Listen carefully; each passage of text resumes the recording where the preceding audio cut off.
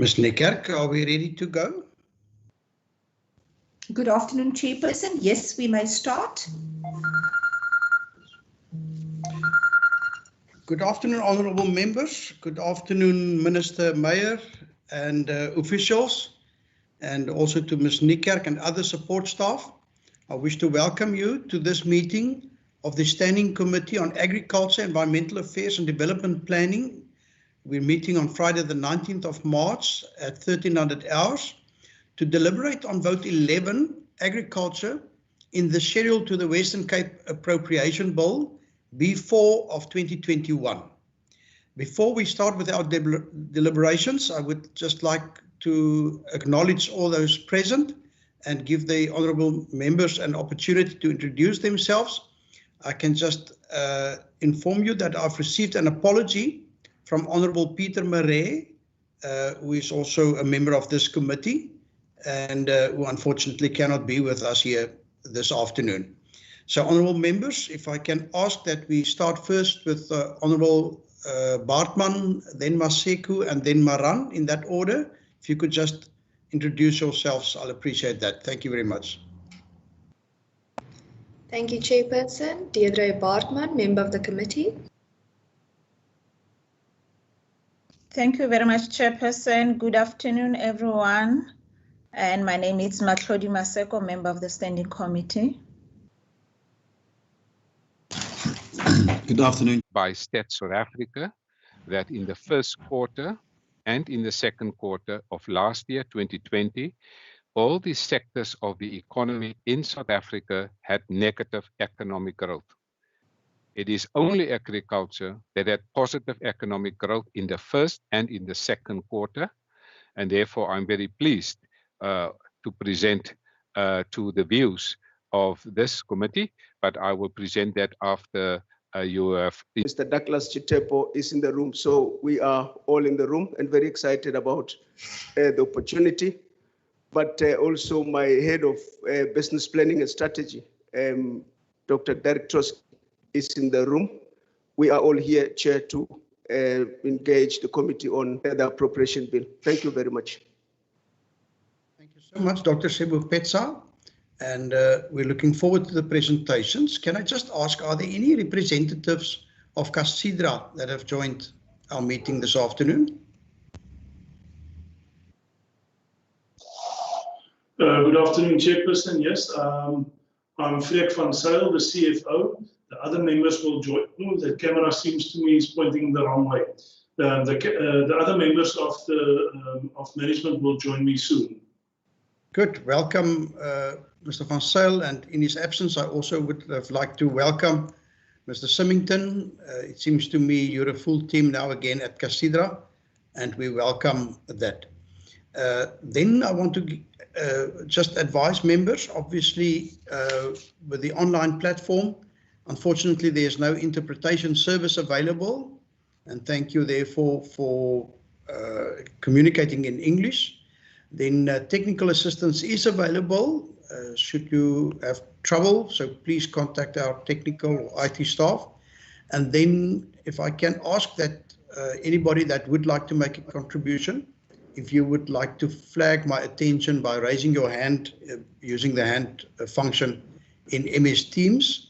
If you don't have that, obviously then I will often also see that you've unmuted your microphone of your device. Then I wonder if I can hand over then to Mr. Huyshamer, our Chief Financial Officer for the Department of Agriculture. And honourable members, he will be addressing you in terms of the vote in what we call the Blue Budget Book, that is on Bill B4 of 2021. And Mr. Huyshamer, with that, I want to hand over to you. Thank you very much.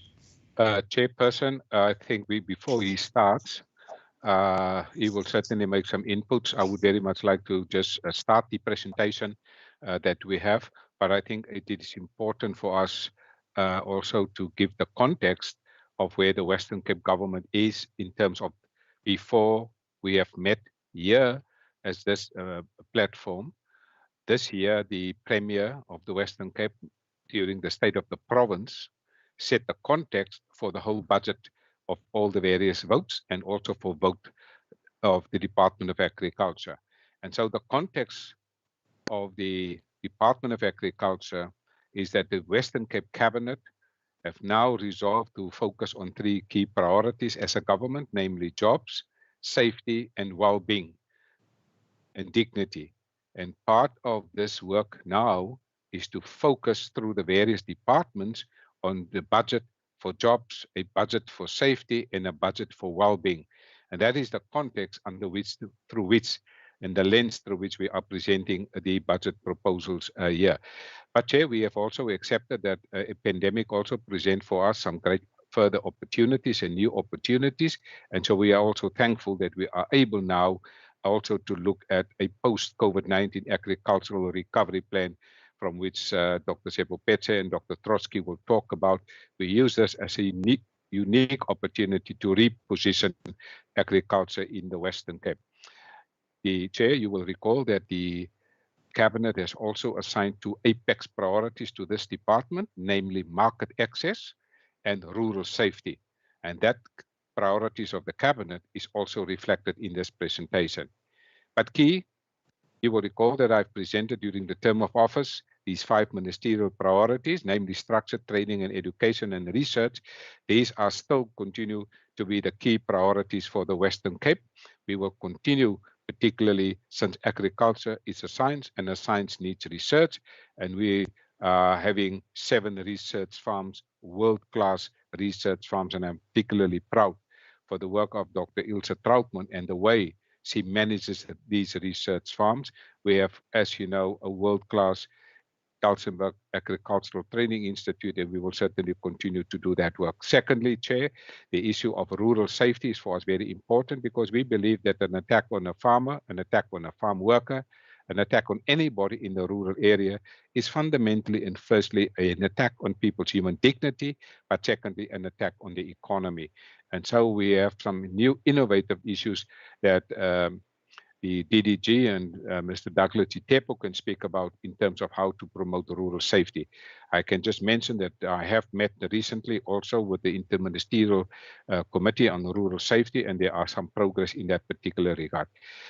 Also, I want to thank this committee and also Honourable Maran and you, Chair, and the committee for also bringing to our attention the issue of the transport of farm workers. That's also for us a safety issue and a dignity issue and a well-being issue.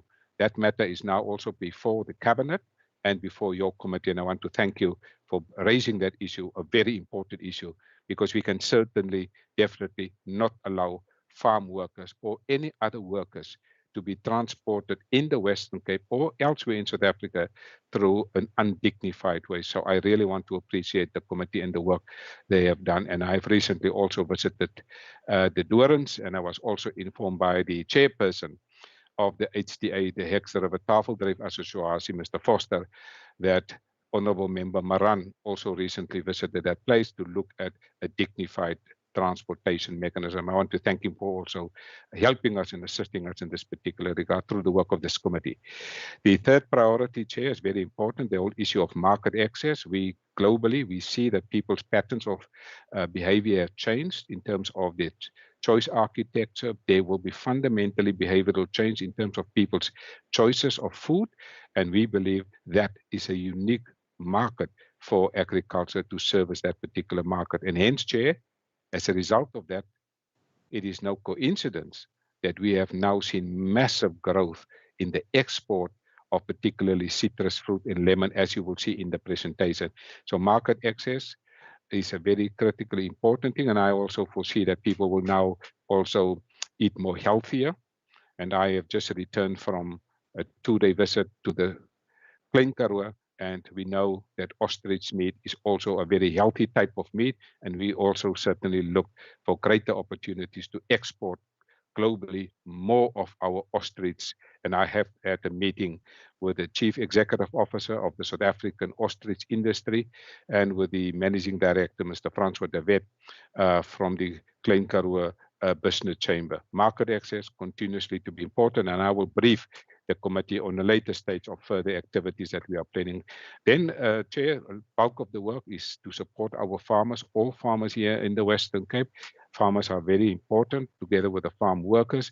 That support is significant in the context of where we are in the Western Cape with the strategic impact that agriculture makes here in the Western Cape. As you know, 4% of primary agriculture is serviced through farmers and farm workers, and 11% through the secondary agriculture. So that support is important. Lastly, Chair, is climate change. We know that we live in the 30th driest country in the world, and through the work of the department and Dr. Ilse in 2016, we have implemented a smart agri plan, and that plan was evaluated last year, and through that 7 high-level recommendations have been made, and we have also made a world-class appointment recently to assist us, world-class person in the context of climate change and agriculture, because we are living in a very dry area and the drought is still severe in large parts of the central Karoo,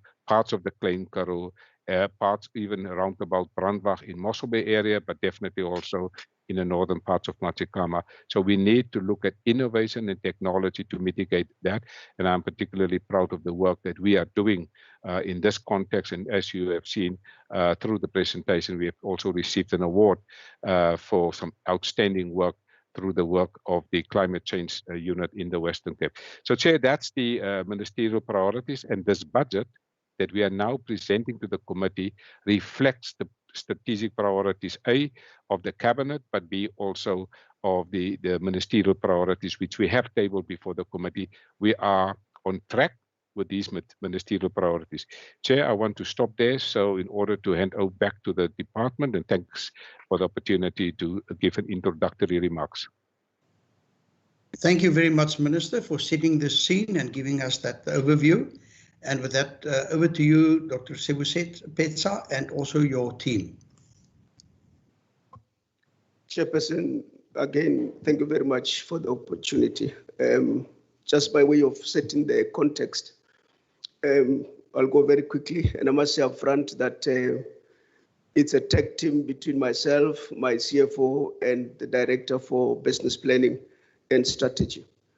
We simply did not know the approach, and we thought this would be the best way of summarizing what is in the document.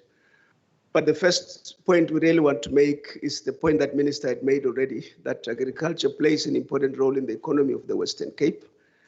That the year 2020 was, although it was a COVID year, for us it was a recovery season with a lot of bumper crops, bumper harvest in the grain sector and the fruit sector. But I also want to underscore the fact that food and nutrition insecurity remains a challenge. And if you look at the needs creme report that had come through, and our response to that was through the One Home, One Garden policy that was introduced to support the vulnerable communities. And happy to indicate that out of a target of 800, we were able to exceed that by 6-7 times. Over 5,000 households were reached, obviously contributing, Chairperson, to the well-being of our citizens, which is very much part of the recovery plan of the Western Cape government. accelerated land reform, in particular the issue around policy uncertainty. It is, in our view, an area that hinders investment in the sector. And we want to refer specifically to, to the issue of poor land governance that lead to farmers depending on the state, which becomes very, very challenging. The issue of alcohol ban that came about with the lockdown regulations, obviously that has affected the barley and the wine sector. The issue around the college shifting to national, we think that is a risk that is looking at us.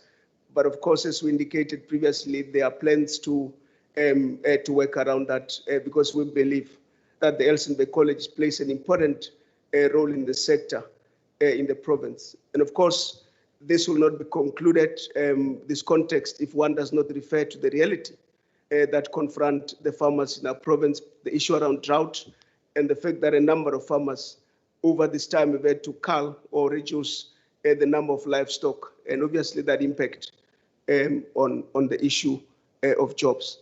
On the third adjustment budget for 2020-21, happy to indicate that we did not make any adjustment during the third adjusted budget for the 2021. I'm going to hand over immediately to my director for business planning and strategy just to talk briefly about the planning processes, and will then quickly go into the other areas that we need to also raise with the committee. Thank you, Chair. Thank you, Dr. Sibusipitsa. Chairperson, thank you very much for this opportunity. And what I'm going to do is I'm just going to reflect a little bit on the organizational and performance environment in which the department is operating. So when we drafted our strategic plan, we started from the premise that what we as a department need to do is we need to implement the mandate that was received by during the elections at national, provincial and local spheres of government. At the national sphere of government, there is the MTSF priorities, which was agreed to by the National Cabinet. At the provincial level, there is the vision-inspired priorities, the VIPs, that was also accepted by Cabinet, and our minister, of course, has got these 5 ministerial priorities that we also need to respond to. Local government level, there were 7 themes that was identified by the various district municipalities, and our strategic plan that we developed had to respond to all these priorities and keep it in mind. I am not to go to focus on that. I just want to reflect on, as a result of COVID-19, at the provincial level, these 5 VIPs is still relevant, it's still being implemented. However, as part of the provincial recovery plan, there are certain core focus areas has been identified: jobs, well-being and safety, as indicated earlier by the minister. And together, these focus areas will improve the dignity of the people of our province.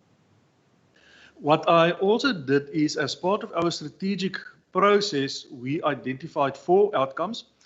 And to achieve these 4 outcomes, there were 14 sub-outcomes. And for each of these 14 sub-outcomes, we went through a lot of effort to identify a specific causality argument. In other words, cause and effect. What must we do to achieve the outcome and the sub-outcomes? What I also did is I linked these 14 sub-outcomes to these 3 focus areas. And what you will see is that all 14 outcomes focus or link to at least one focus area. For instance, when we talk about the export position, clearly it linked to the creation of jobs and the maintenance of jobs and things like that. The reason why I include this is to a certain extent to indicate how robust our strategic process is, that even after COVID-19, it is still relevant, but also that we are doing certain services, and this is why agriculture has been identified as an essential service. So what we also accept is that after COVID-19, over the longer term, there will be certain changes in our environment. And this is not only driven by COVID-19, but to a certain extent, COVID-19 has elevated some of the underlying factors and change drivers. And some of the critical themes is the fourth industrial revolution, state capacity and our regulatory support, the way how we operate, the biosphere, which would include climate change, loss of biodiversity and those sort of things, knowledge transfer and learning as a function that we present, and then certain demand side shifts, access to markets, change in consumer behavior, change in consumer preferences and things like that, that the Minister has also referenced to. So what we did is we went through a whole process of reimagining or revisioning the future. And in the process, 5 scenarios were developed, but I want to stand still quickly on the 4 intervention points that we as a department or we as a province can have to create our future. The first is to deploy and democratize the fourth IR technology to make it available. The second is making large-scale, sustainable, climate-smart agriculture possible, successful conduct agricultural education and knowledge transfer, and then practice anticipatory governance. In other words, how we as a department respond to this environment. We have developed, or we are in the process to develop an implementation plan for this, and we will share it in due course. What I also want to focus on is, just as an example, focus on the fourth IR. And as one of them, we've developed some certain causal loops. And what we need to do is to ensure that we get locked into the positive causal loop for the benefit of our society. These is just an example of our first group of drone pilots that has been received their licenses, and this is part of our continuing intervention in the fourth. This is the Western Cape agricultural production compared 2019 to 2020. What is for us very positive is that despite these changes and despite COVID-19, the agricultural sector or production in the Western Cape agricultural sector has actually increased by more than 12% between 2019 and 2020. So this is a very positive indication of how resilient the sector is. The only industries that struggled were those flowers and bulbs and wool, and those industries that actually were not food industries. Same in terms of agricultural exports. Despite all the challenges, agricultural exports from this province, in terms of tons of volume, increased by 11% over the past year. Finally, and this is my last slide, and the Minister has also referred to this, and in all 4 quarters of 2020, the agricultural sector was the only sector that consistently has shown positive growth and positive increases. So this is a clear indication of how resilient the sector is, but also why the agricultural sector is basically an essential service. So I'm handing you back to the HOD. Thank you very much, Dr. Trotsky. Thanks. Sorry, you can proceed, Dr. Sebesa. Thank you very much. Thank you very much. I think very quickly, the approach we took, Chairperson, was that we look at the review of all the programs for 2020-21, but we also provided some highlights in terms of the outlook for 21-22.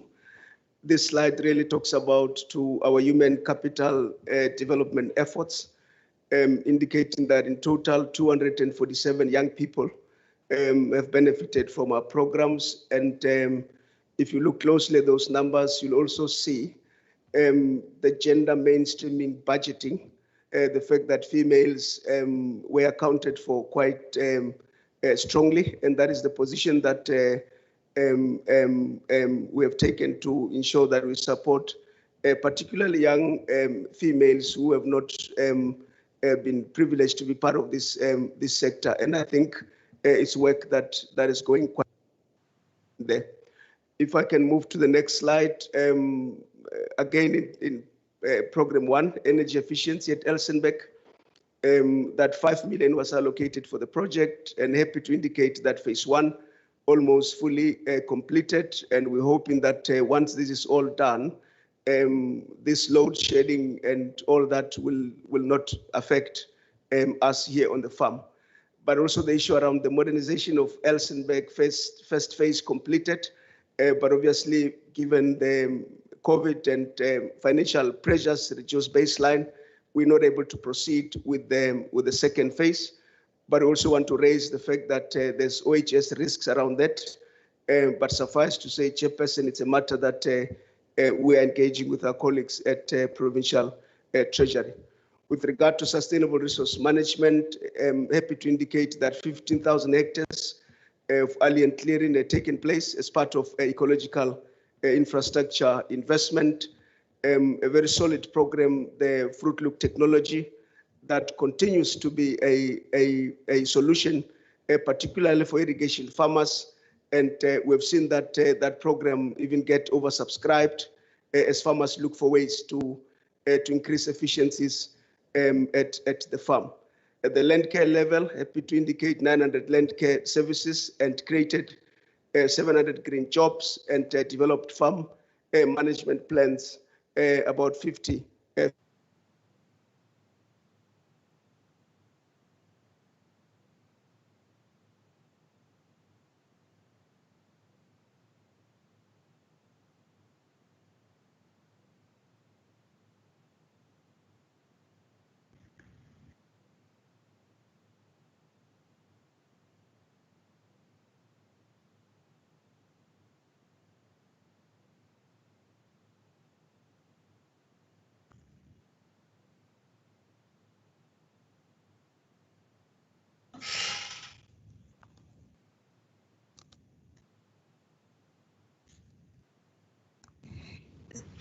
Sorry, Chair, is it me that is muted one way or another, or it's our system?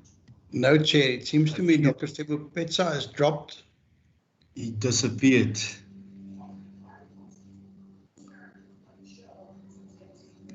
Let's just wait a few minutes and see, or moments, and see if the department can come back on. Just as they were speaking about overcoming load shedding, it seems to me something went wrong there.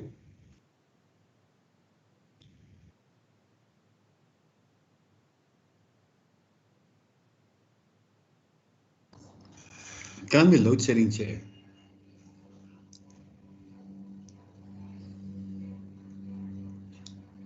Can we just get an indication of who are still online? I'm here. And Dr. Meyer, you're still here as well? Chair, I'm here. Thank you. I think it's just in the link to Elsenberg that perhaps may have been severed. Can we establish, Freek, are you there? I'm also here, Chair. It's Hayley Rodkin from the college, but I'm not on either of those sites. Good, thank you very much. So it seems to me it's just the department's link that has been dropped. Let's just give them a few moments, honourable members, if you don't mind. I'm sure they have a plan B to switch to. Chair, I will also try to give them a call quickly. Thank you. Much appreciated, MEC.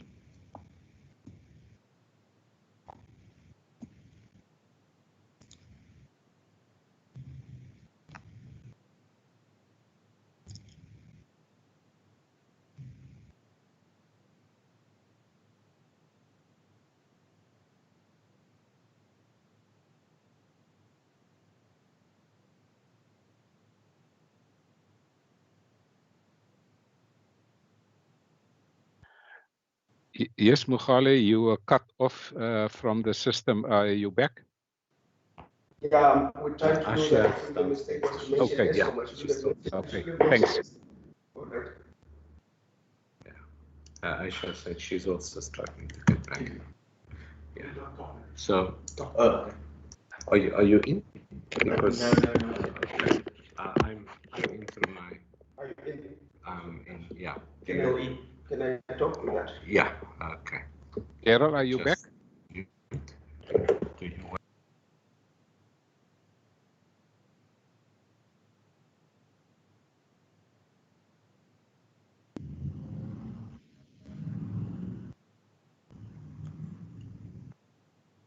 Chair, I've just admitted Dr. Mukhale back in the meeting. Thank you very much, Dr. Mukhale. Sebupetsa, we do not see the presentation on our screens at the moment. Would you be able to bring it up on our screens again? Apologies, Chair. If Sharon could help us, that'll be very great. We are struggling with the network. We're giving you a few moments.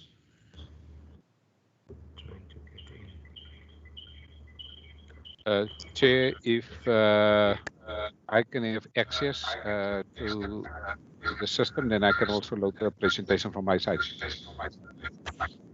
Thank you very much, Minister. And I think there are perhaps too many microphones on in the room.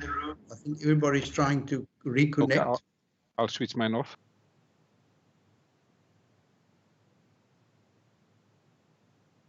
Dr. Sebupetsa, we could hear you, but unfortunately that secondary link wasn't wide enough. Your voice was quite distorted. There we see the presentation. Jacobs, thank you very much. I think it's you that's now beaming that. Can Dr. Sebupetsa be speaking to that then? Thank you. Yeah, yes, please, and apologies, Chairperson. I think one made a mistake by mentioning load shedding. Apologies. I was now at a review for farmer support and development to say we continued with the commodity approach, but also that we undertook 4,015 farm visits in the year 2020-21, implemented over that 5,200 household food gardens under the one home, one garden policy. But we continued in the year under review, Chair, to support the Department of Agriculture, Land Reform, Rural Development with their rollout of the COVID-19 support, but also the Presidential Economic Stimulus Initiative.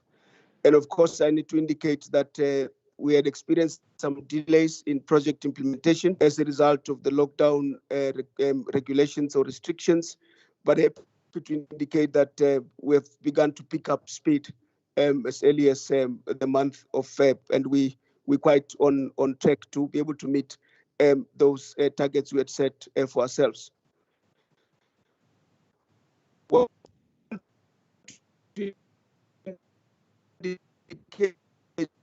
Chair, also that the issue around being reduced is a threat, particularly commercialization.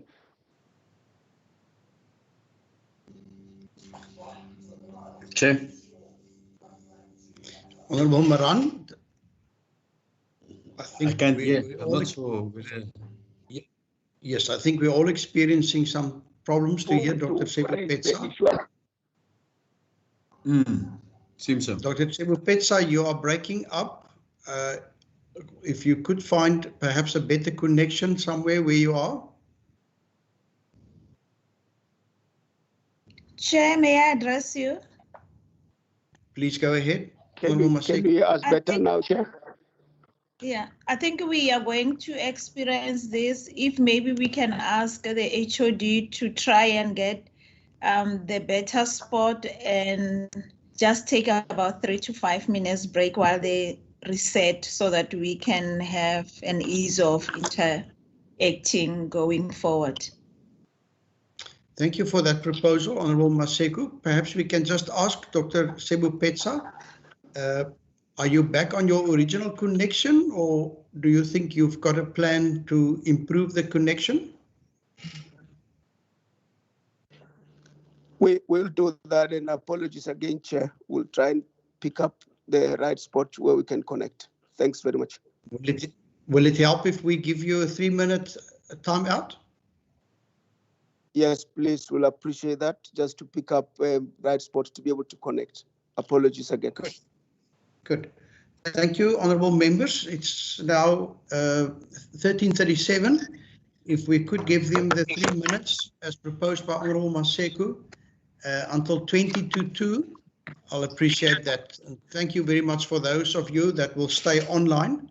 Let's just give them an opportunity to rejoin. Thank you, My Chair. watch is already showing 30:40. Reset it, Honourable Member. But it doesn't mean my watch is wrong. Yeah, another debate for the sitting member. Let me take my 3-minute break.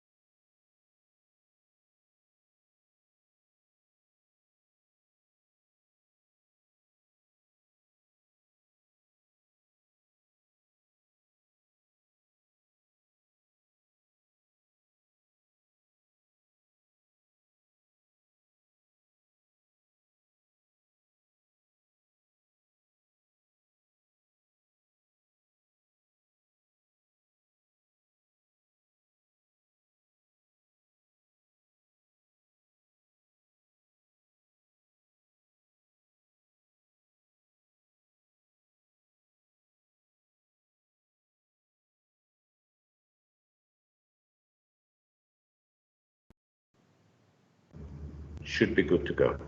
Okay. Okay. Right.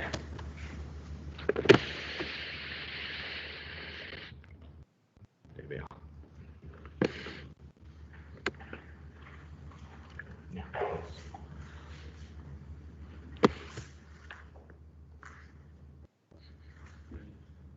Daryl and Dr. Mukhale, are you guys sorted that side? We are sorted, Minister. Good. Thank you very much then, Dr. Sewupetsa. If you could continue then, please. I was at program number 4, where we talk about the PAPA Act, what they call Performing Animals Protection Act. The license and request being below projected demand impacted on the collected revenue. Minister referred to the ostrich industry earlier, and it's an issue that also impacted revenue in a negative way. Of course, the issue around recruitment that did not allow us to start with the CRT lab in the year under review, but it's a matter that in the new year, it's prioritized.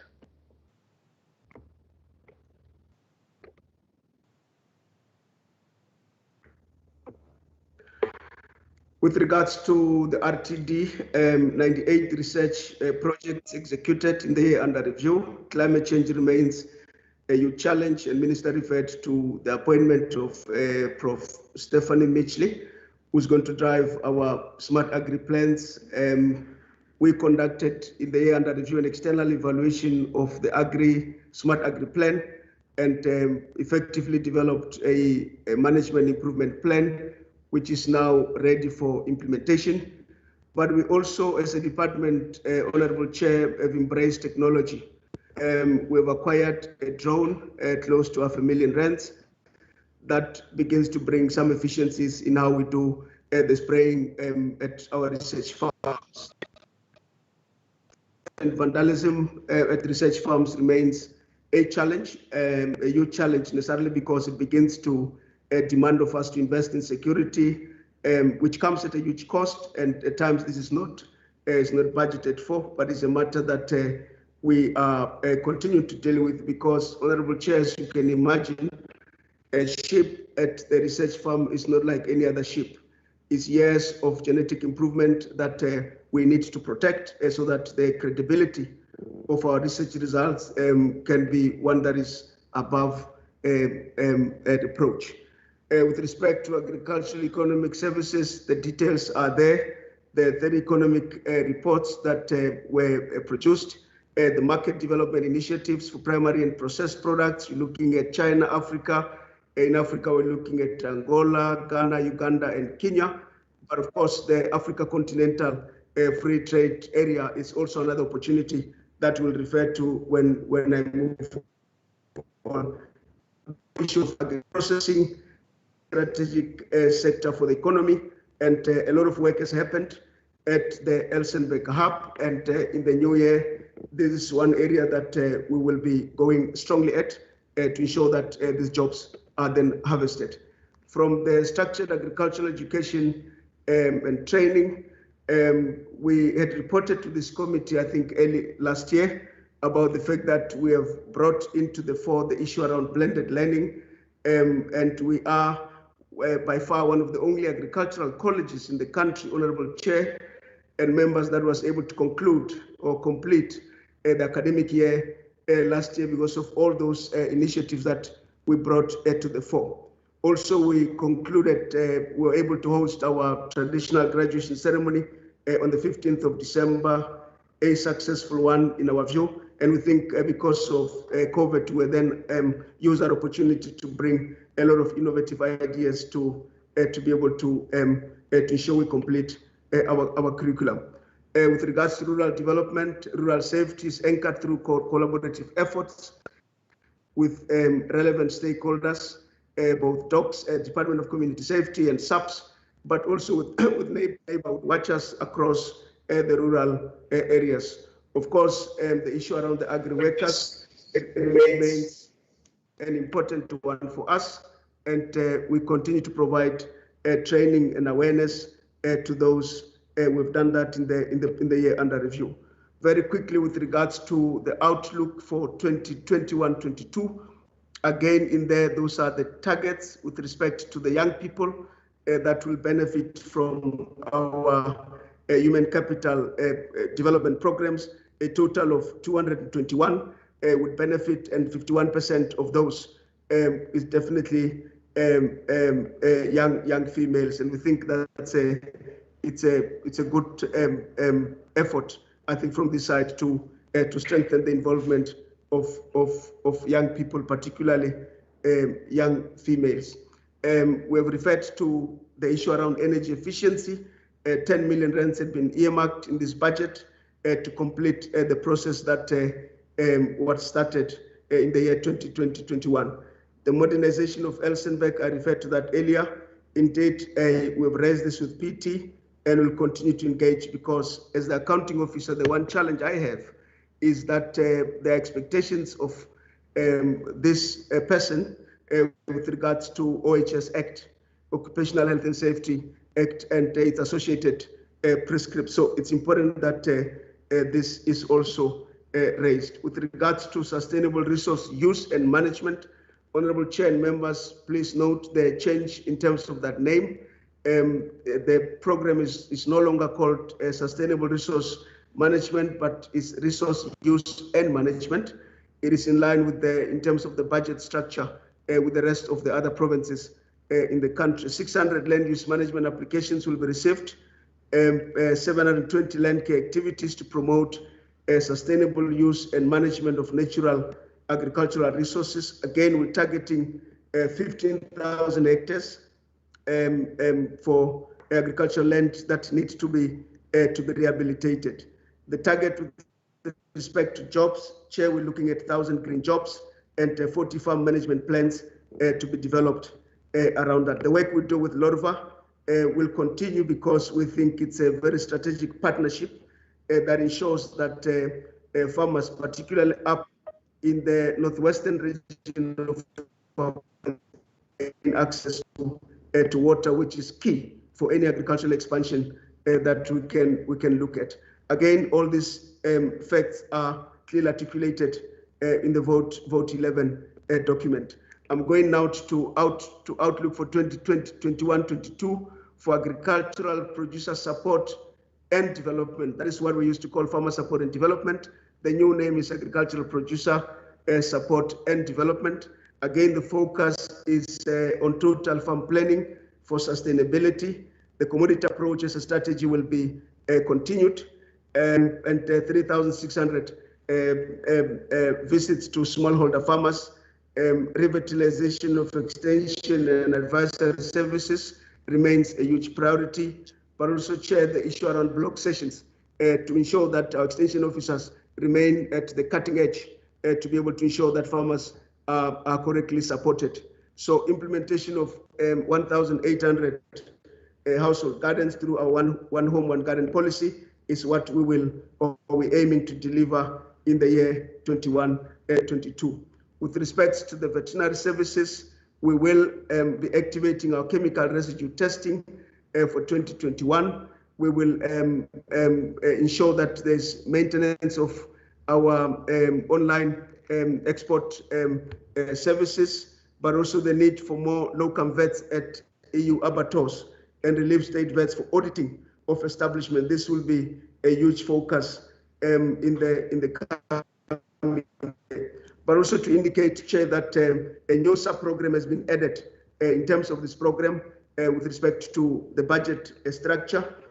It's a matter that we'll be looking at going forward, because at this point in time, no resources have been allocated, but it's an area that we will be looking at in the coming year. With respect to research, technology and development, now the new name is Research, Technology and Development Services. That's a new name. The focus will be the implementation of the management improvement plan with respect to the smart agri evaluation and the 7 recommendations that we got out of that. Our innovative work around virtual events, that will be continued because we saw a huge success last year. For the first time, we were able to host very successful Farmers' Days virtually, and the demand was just heightened, and we will continue to do that. We'll also look at expanding the Alternative Crops Fund with the assistance of external partners, but also the issue around how we could leverage funding from outside to look at the research that we conduct at our 7 research farms. With respect to agricultural economic services, again, the focus on market development, that will be continued. The compliance issues with VITA and CISA, we believe it's a very strategic one. We will continue on that. We'll also pay special attention to the Africa Continental Free Trade Agreement, because we think that is a huge opportunity for producers of the Western Cape to begin to increase our footprint on the African continent. We'll also be looking at expanding our efforts around agri-processing, and we're looking at agri-processing on Wales, where we take the whole issue of agri-processing to rural communities. That will hit both the issue of well-being in terms of food security, but also in terms of jobs. And thirdly, the issue around if we could create opportunities in rural areas, you also ensure that people do not move out of rural areas into the cities. And that is why we'll be increasing our effort around that in the coming year. With regards to the college, agricultural education and training, also please note, Chair and members, it's a new name. We'll continue with our offerings, the BA, the diploma, all our learnerships, and within the limited resources, of course, we will be assisting about 20 students who are financially challenged with bursaries to be able to to pursue their studies here. But the whole issue around blended learning will be carried through in the coming year, because we think it's important. It's actually the future, because we do not foresee that we'll get to the normal before COVID. So this blending is an approach, Chairperson, that will gain traction as we move into the future. Around rural safety, rural development, happy to indicate that we have created that rural safety desk to deepen our coordination, but also with something very solid rural safety dashboard, which we think it's an important development that begins to strengthen that coordination effort. We'll strengthen, obviously, rural coordination through the JDMA. We think it's an important platform to ensure that we work together with our colleagues, both the departments, but also the municipalities, to ensure that we coordinate our efforts to support rural communities. And of course, we're planning to hold a rural safety summit later this year, because we think it's important that we attach importance to this. And Minister was clear on this issue around the fact that an attack to a farmer or an attack to an agri-worker is an attack that robs us as people so many things. It robs us of our food, but also the jobs, because this sector continues to create the much needed jobs, particularly in our rural communities. Very quickly, I'm going to ask my finance men to just talk to the issue around the budget on the 2021-22, and very quickly we'll then conclude, Chairperson. Thanks very much.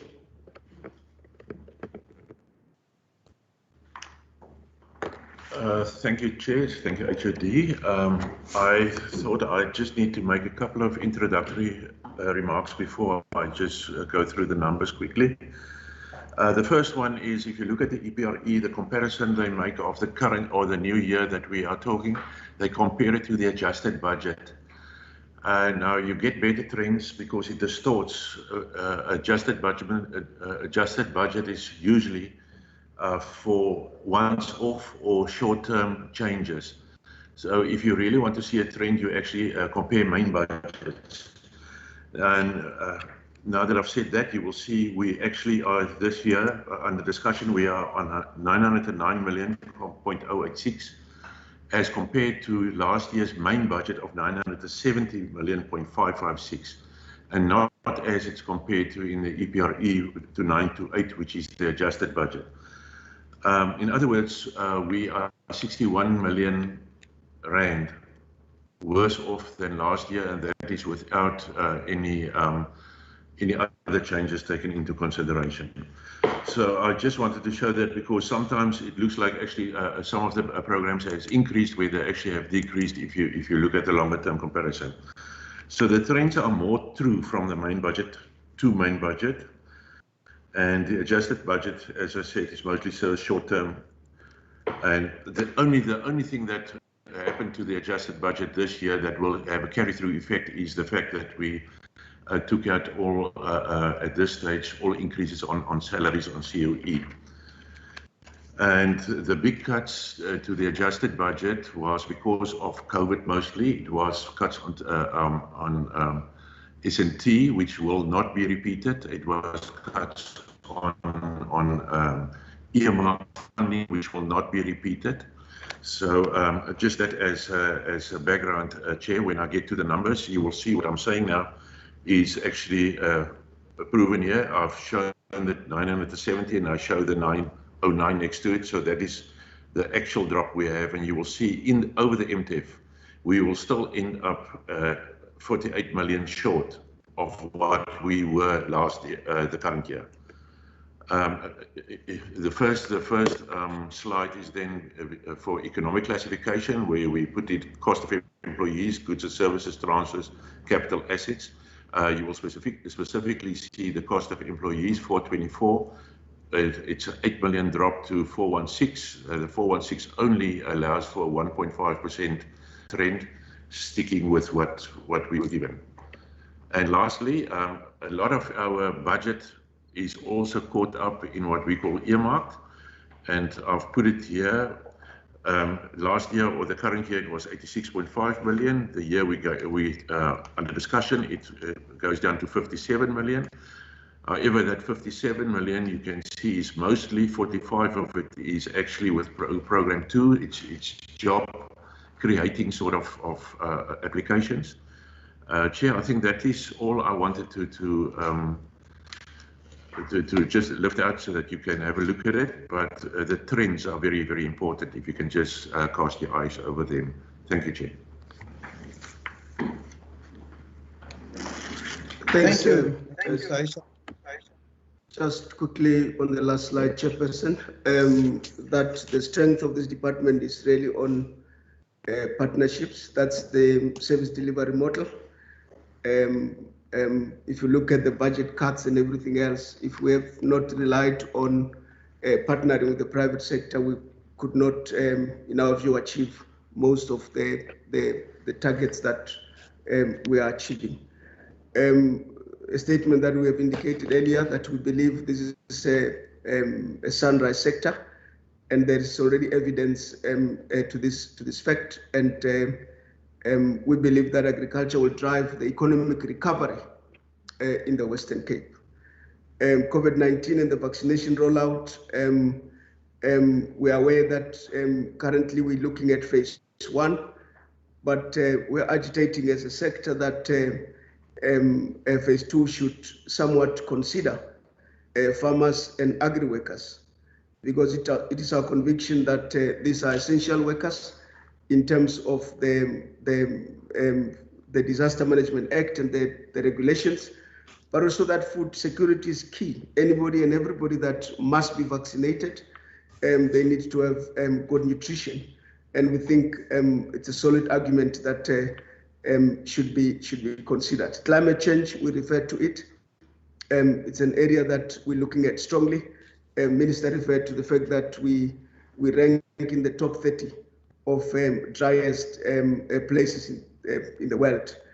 So it's important that we look for ways around which we could farm sustainably. Technology and 4th IR, it's an important area of work, and of course the drone technology training. 14 of our staff members already received their remote pilot licenses last year, and the second group would be receiving theirs within the first quarter of the new financial year. We think the reliance, Chairperson, on conditional grants remains a risk, and something that we need to look at. It is ourselves in South Africa and Gauteng that relies heavily on conditional grants, and we think we need to look at a shifting of that. The one home, one garden policy that will be deepened, and we have referred earlier to the issue around poor land governance, where farmers have got leases that are not solid enough. I mean, banks today are not even interested in financing anybody whose lease is not more than 30 years. So these 3 years and 5-year leases are a challenge, but it's a matter that we as officials continue to raise with our colleagues to say, but the sector does not, particularly the banking sector, does not support investment where security of tenure is not guaranteed. The shift of the college, we referred to it, and that we're making plans. But lastly, Chair, that in the midst of all the challenges and the revised baseline, a Burmaka plan, our farmers have been making plans, and we continue to make plans for the sector because we believe this is an important sector for the economy of the Western Cape. And together with the team and our partners out there, we continue to engage, making plans in the midst of all challenges, not only COVID, drought, and all the other biological challenges. We continue to make plans. We believe in the sector, and that's what we'll continue to do. Chairperson, thank you very much, and profuse apologies for all the challenges we had with Eskom this end. Really apologize. Thank you, Chair. Good, thank you, Dr. Petsa. And I believe we're now getting to the point where I can give our members an opportunity to ask questions regarding the budget and the presentation. And therefore, honourable members, if you could give an indication by means of raise of hands. I already see Honorable Bartman's hand being raised. Are there any others? Honorable Makamba Botja. And let me just see if those are all the members currently. And then also Honorable Maran and Honorable Maseko. Can we take it in that order? Bartman, Makamba Botja, Maran and Maseko.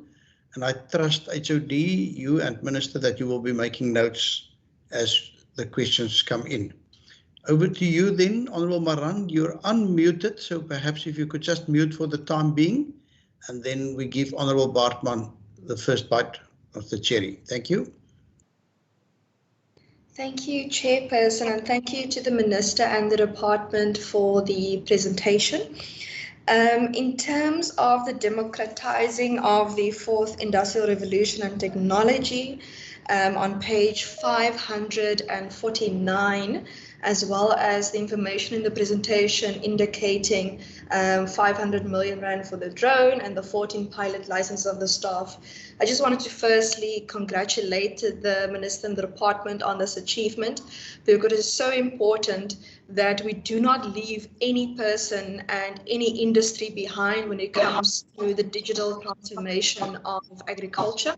And I just wanted to find out, there was mention of that there'll be a new batch of training for pilot licenses for this year. Is there an indication for how many? There was also an indication that drone technology and the training thereof will be extended to the farming sector. Are there any details on this? And is it possible for us to go and see the outcomes of the drone project so far?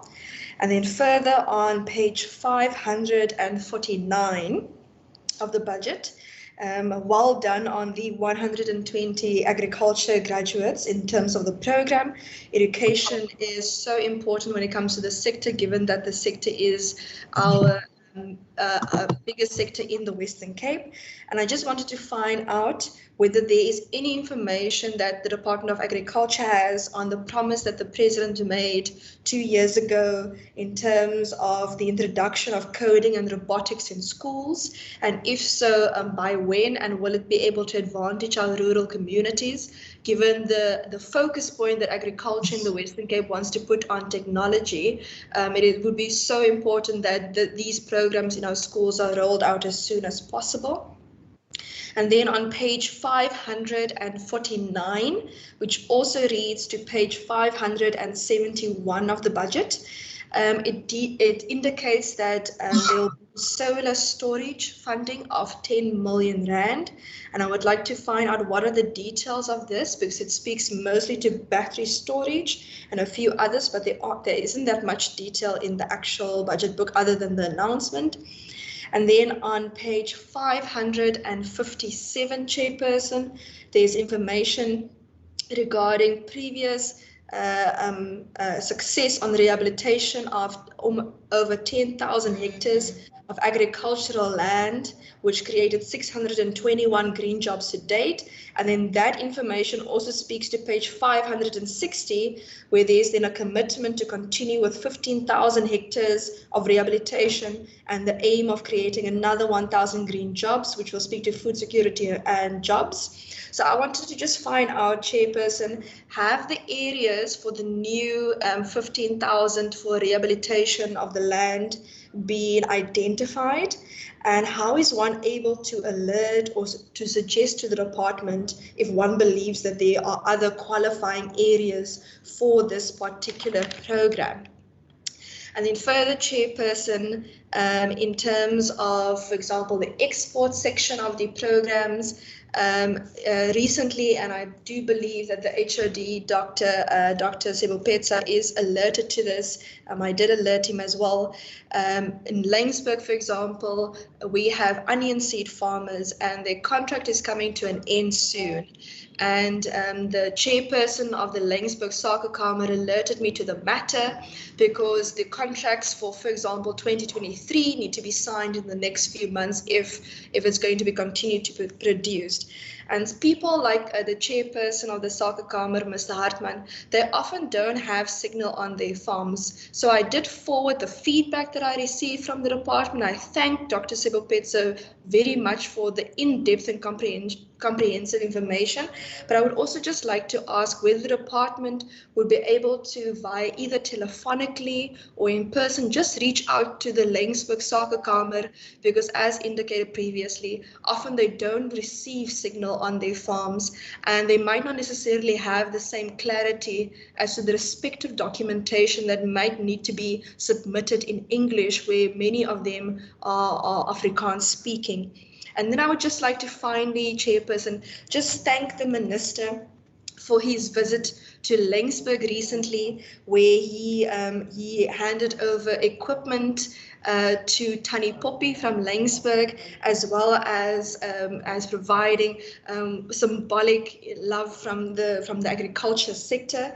And unfortunately, I was not able to be there, but from the feedback on the ground, I hear it was a huge success. And I just wanted to indicate to the Minister that I'm so proud to see that this department realizes that even in a small community like Laingsburg, if you empower one person, you empower the whole community. Thank you, Chairperson.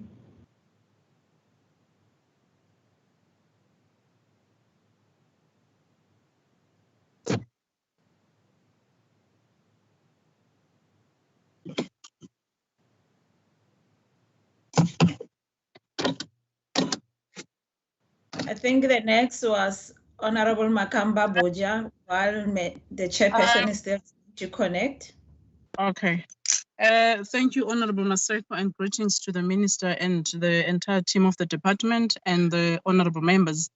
I've got up to 4 questions that I have. The first question that I have is on page 543, where the department states its mission as seeking to unlock the full potential of agriculture to enhance, amongst other things, the economic and social wealth of all the people of the Western Cape.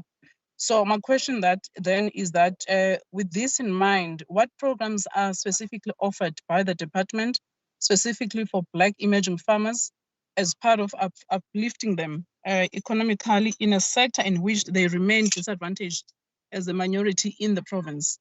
Number 2, on page 575, under the heading earmarked allocation of 10 million, it has been allocated for energy efficiency, which is the solar storage. Can then the department expand further on this and explain this part? Where is this energy stored? Where will it be used and by who? And then my third question is on page 579 under program 3. The department here says that it seeks to provide support to produce through exports have increased 11% over the last couple of years. And so we can continue, meaning that agriculture in the Western Cape is very healthy. But I think, Chair, and this specific issue goes to the MEC, and I think the MEC basically plays an important role when it comes to policy of his party. The one thing basically that stand out basically, and it goes against the spirit, Chair, of agriculture and the role that workers play, is within their 2019 manifesto. And I think basically at some states the MEC needs to correct that particular issue, so, where the manifesto suggests that workers should opt out of the minimum wage and accept a wage that is equal to the old 8 pence on ground, which is 8,500. You know, last year, for instance, the agri sector was declared an essential services, and basically workers in the front line at risk, Chair, and some of them have died, Chair. I think it's just fair to say that they are worthy of their share within the agri sector, and therefore, Chair, they should be paid a wage which is fair, Chair, so just that point that I want to make in terms of that, the agri sector in the Western Cape is healthy and so forth. Chair, I just also want to check. We know over the last couple of years, especially in the Karoo, the central Karoo, in your Oudtshoorn and your Kanaland area, Chair, which has been hit hard by the drought. And basically policy saying that you can only assist basically your livestock farmers, Chair. And I know when in 2019, when we came in as new MPLs, and when the Premier spoke for the first time saying that, and he was making reference to the Brandvlei Dam, saying we're not going to wait on national government. And therefore, the Western Cape government were willing to put aside 20 million rand for that particular project. Chair, what stopped us? Because drought does not only hit hard on your livestock farmers, but also on food farmers, especially in your Kannaland, Oudtshoorn, that particular areas. What is the Western Cape government doing in assisting those particular farmers to make sure that they, one, keep their businesses up and running, two, creating more jobs for farm workers in that particular area, and thirdly, to contribute to the fiscus of the Western Cape. Chair, I just want to check in terms of that, what is the Western Cape government going to do in terms of that? Then, Chair, the issue of rural safety, and I agree with the MEC that it's not a race issue, but our silence, Chair, is deafening when it comes to your farm workers, when something happens to them, and in most cases at the hands of their employers.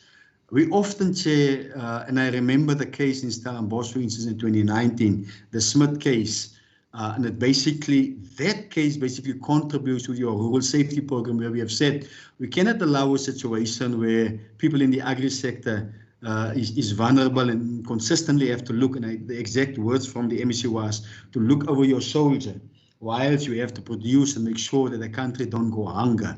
But we don't put out statements when basically there's hits on your agri workers. We are silent. And at these, and only when it comes to these particular platforms, we want to speak about the importance of our farm workers. Chair, I agree to the colour issue, but we have to be more outspoken when it comes to the safety of our workers. Chair, also when it comes to the transport of our workers, and I've said basically in our standing committee meeting when we have spoken about them, is that what are we willing to do to make it safer for them to be transported?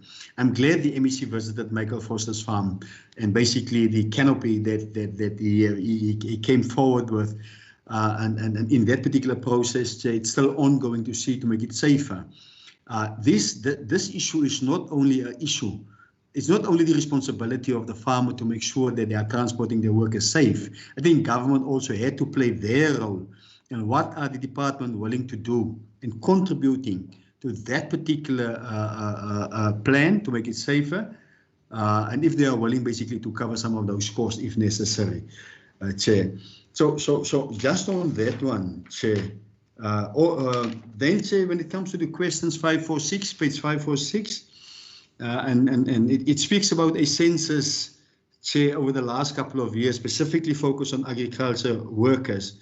And I would like to understand basically the information that's been gathering, besides the name and the ID number. Besides that, what is basically the aim? What do we want to do with that information to make sure that better the lives of farm workers? That's on page 46, page 550, Chair. It speaks about emerging farmers, and there's a specific program, Chair, where we want to take, I think it's 50 or 58 farmers from emerging or small to commercial farmers. And it's basically saying that on that page that particular program is under strain. Now I remember, Chair, I think it was in December somewhere, when Casidra sent out put out a advertisement basically for the assistance of specifically black farmers, and then the interventions by the MEC by saying that basically all farmers need assistance, and not only black farmers, and therefore basically stop that particular issue. And I'm not sure how they are then moving forward, but the program was basically aimed to assist black farmers. And here, Chair, we have a situation where this particular program is under strain, Chair. And that program could basically partly assist this particular program to make sure that we successfully transform these farmers from emerging to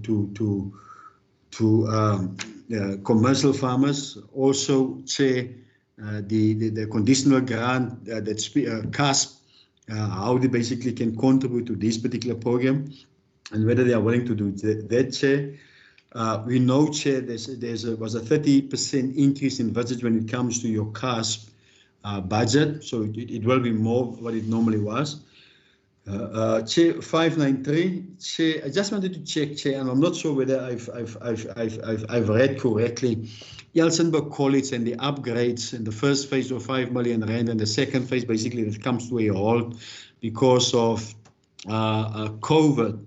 Do I understand it correctly, Chair, that some of the monies, your conditional grants, which is scarce, some of those monies will be used for the upgrades of that particular issue? My understanding basically is that CASP, and last time when I asked the question, the HOD responded by saying we can only assist black farmers with that grant. Yeah, I understand, Chair, correct me if I'm wrong, some of those monies to be used for the upgrading of Elsenburg College, Chair. Just explain to me that one. Page 602 speaks, Chair, to the travel and substances, and it envisages an increase of almost 165%. Chair, program 1, only that one over 3 million rand. And if we look at the economic conditions that we are currently in, Chair, COVID-19, and that basically limits. Chairperson, the Department of Agriculture, if I have to summarize and give them their logo or the motto to them, it will be going beyond the call of duty. And I'm saying this because the heartbeat of this department, it has to do about water, one.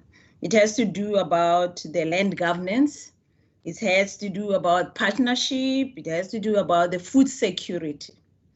Now, the challenge that this department have, and the other members have already covered me with the other questions, but one asks herself that how is the department going to be able really to deal with the challenges of your issue that I mentioned in the SOPA of your Mr. Klute that say, I don't want a freebie from the government. I want to own the land that I've been working on, and I want to buy it. But you have the poor land governance that is under the national, that is sort of hindering the job creation that should be happening in the Western Cape. And that I tend to believe is a challenge to this Department of Agriculture, because the anti-Sarasa, the Bujo out there, they don't see national, they don't see provincial, they don't see local, they see the government that has to really listen to them when they talk to us. So much as that, I'm saying that I just want to find out from the department that in the policy uncertainty that they mention, and that being giving the poor land governance, that making the farmers to that making the poor land governance to lead to the farmers depending on the state. Is there an innovative way that this department can, whether being a policy, innovation, or a research that can talk to how can we deal with the issue of the land distribution in Western Cape to make sure that those farmers that are really are renting the farmers, and we see that they can be commercial farmers, they can upgrade to be commercial farmers and be independent to increase in our economy, to make sure that we have the job security for more people that are looking for the jobs. Is there something that the department are looking at or they are busy with that maybe we can be aware of? And if that is not the case, what is it that they feel as the oversight MPLs we can do in contributing or in giving us the direction of what is it that we say, what are the resources, and being about the water, that we can save as much water as we can from the mountains. You don't have to pay. We will make sure that we give you the advice, what is it that you can do with the minimum that you have to have that water saved to be used by the farmers. And it takes some time for that to happen. is there also a system that the farmers can know when to cut the red tape and be able to access the department in having these communications that is not ad hoc communication. There is something that is structured that they know we can go there, we are going to get 1, 2, 3, 4. Chair, that's all from me. Thank you very much. Good, thank you, Honourable Maseku. Dr. Sebupetsa, will you be indicating which officials will be responding to which questions? With that, over to you. Chairperson, thank you very much. I will indicate, and I must thank all the members for the questions. Chair, I think I will start first, if that is fine with you. Absolutely. Dr. Meyer, please then proceed. Thank you, Chair, and thank you for the questions that the honourable members have put to both myself and to the HOD. And I will certainly refer most of the questions to the HOD. But there were certain questions that were specifically asked to me, and I would like to specifically also respond to these questions. Firstly, I want to thank Honourable Member Bartman for deep appreciation for the work that we are doing in terms of the fourth industrial revolution and also our digital transformation. And certainly we are trying our best. We're not there yet, but certainly this is an incremental progress we try to make. The question about how many people that she has asked in terms of the drone, in terms of the presentation, you will be able to see. I think it is about 18, but if the colleagues can maybe also answer that question. You have also asked that you would like maybe to come and see the impact that this make in agriculture. Certainly we can extend an invitation to the committee, or alternatively the committee can put this on the agenda to see what is the outcome of the fourth industrial revolution through a site visit, and we can certainly arrange that. She also referred to page, I think, 549 in terms of the 120 graduates, and our HR director is here, and if there are any further questions, she is quite happy to answer it. In terms of the issue of coding and robotics at schools, certainly this is something which the Western Cape Department of Education is looking at. Currently, we are very pleased with the progress that we are currently making in terms of the context of agricultural schools, mainly specifically with agricultural science, agricultural technology, that we are being exposed our students to in the agricultural schools. And it seems they also have a great love for agricultural management studies. So both agricultural science, agricultural technology, and agricultural management is very important, because agriculture is a business and one needs also the business skills. Chair, yes, the green jobs, the colleagues will respond to the issue of the green jobs. They are doing some great work in the department. There was a question, are we willing to come in terms of the alien vegetation and some of these other projects, come to other areas? Certainly the honourable member can just drop us an email and we can certainly see how we can deal with those requests. Yes, I think for us it is also very important that we service the local business chamber in every single town, and we understand and appreciate that some people, particularly in Laingsburg, in the remote areas on farms, may not have access to cell phone or telecommunication network. So we would be very happy also for the chairperson of the Laingsburg Chamber of Commerce to also make regular contact with our local office, which is in town. Anytime when the chairperson visits the town, please just pop in at our local agricultural office, which is center in the town. But we will also be happy to liaise with whatever needs you have in that area. Yes, I would take note of the comments of Honourable Member Bartman in the context of the Tani Poppy. I want to first give proper acknowledgement and thanks and appreciation to the learners from Jan Kriel School. When I went to Laingsburg, the first thing that Tani Poppy said to me, she wants to farm, she wants to farm.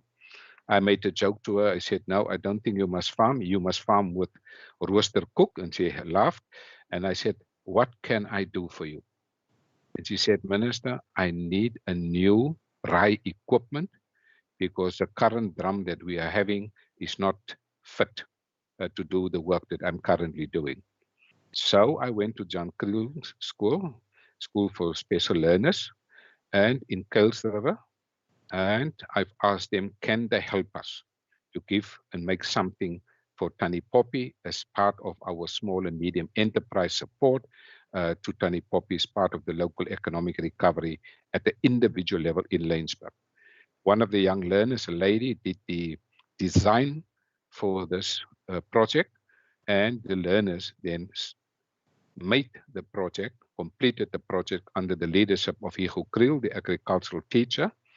And so last Saturday, I went there to hand it over together with the learners and the teacher.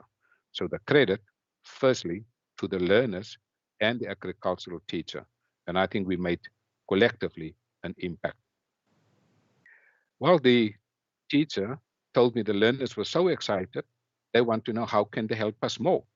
And I like what that spirit is, because that's the spirit of the National Development Plan that says South Africa can move forward if we have three things. A capable state, 2, leadership, and 3, active citizenship. And what I saw at John Kriel School and the spirit there is active citizenship. So thank you for that comments, Honourable Member Bartman. Honourable Member Makamba Botia, thanks for the warm greetings. You certainly refer to page 543 in terms of the mission, and you ask specifically in terms of our mission is to unlock the full potential, and what are the programs to give effect to that. My HOD will fully explain that. And also you refer to page, I think, 575 in terms of the earmarked allocations, and the colleagues will also respond to that. Honourable Member Maran addressed then some issues specifically to me and the HOD, specifically about the workers and the salary situation.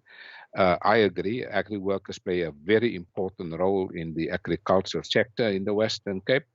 17% of the total labor force in South Africa, significant role, 226,000 against 2018 figures, so this is important. But I'd also like, Chair, to make an executive statement in the House about this in the future, if we could maybe minute that. I think the issue of the Central Karoo is real, that Honourable Member Maran has referred to. I think he's also right that the current drought governance arrangements only allow for livestock and not for plant material, and so that is something that we continuously debate, and Aisha could possibly also refer or speak to that, and Dr. Mogale is fully aware of that situation. Chair, I have been during this week visited Oudtshoorn and the Central and the Klein Karoo, and there I've been confronted by the issue of water security, water quality, because we know if you're in a rural area and you have water, you kickstart a big economic recovery. And so what my department has done, we have made 100,000 rand available, and the Gardenroute municipality under the leadership of Mayor Memory Boysen, they have made 600,000 rand available also to bore for boreholes in the Klein Karoo, because we know that is an area that is under severe stress. And so what we have receiving reports this morning, that there are some positive results emerging, but I've learned both in agriculture and in politics to adopt a conservative approach.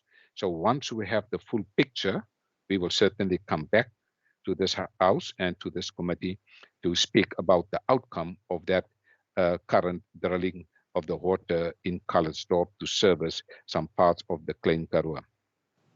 Also, there were some great rain during the past week, also in that part of the Klein Karoo, but we know when you had the drought for the last 7 years, certainly you need much more rain than just simply the rain that happened in the past week.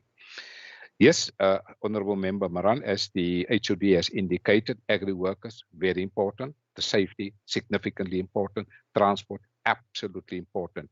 And as you have seen, I was very vocal in the media and will continue to do so, because it is about the dignity of the workers that I think we must respect. Not only did I visit the area of Hexe River Valley, I also paid a visit to Grabouw to see firsthand a world-class transportation system of a farmer and to his workers and how that works. I was myself personally on the bus and in on his other trucks, because it is important that when you transport workers that they are safe, but that we also have compliance with safety standards and with COVID-19.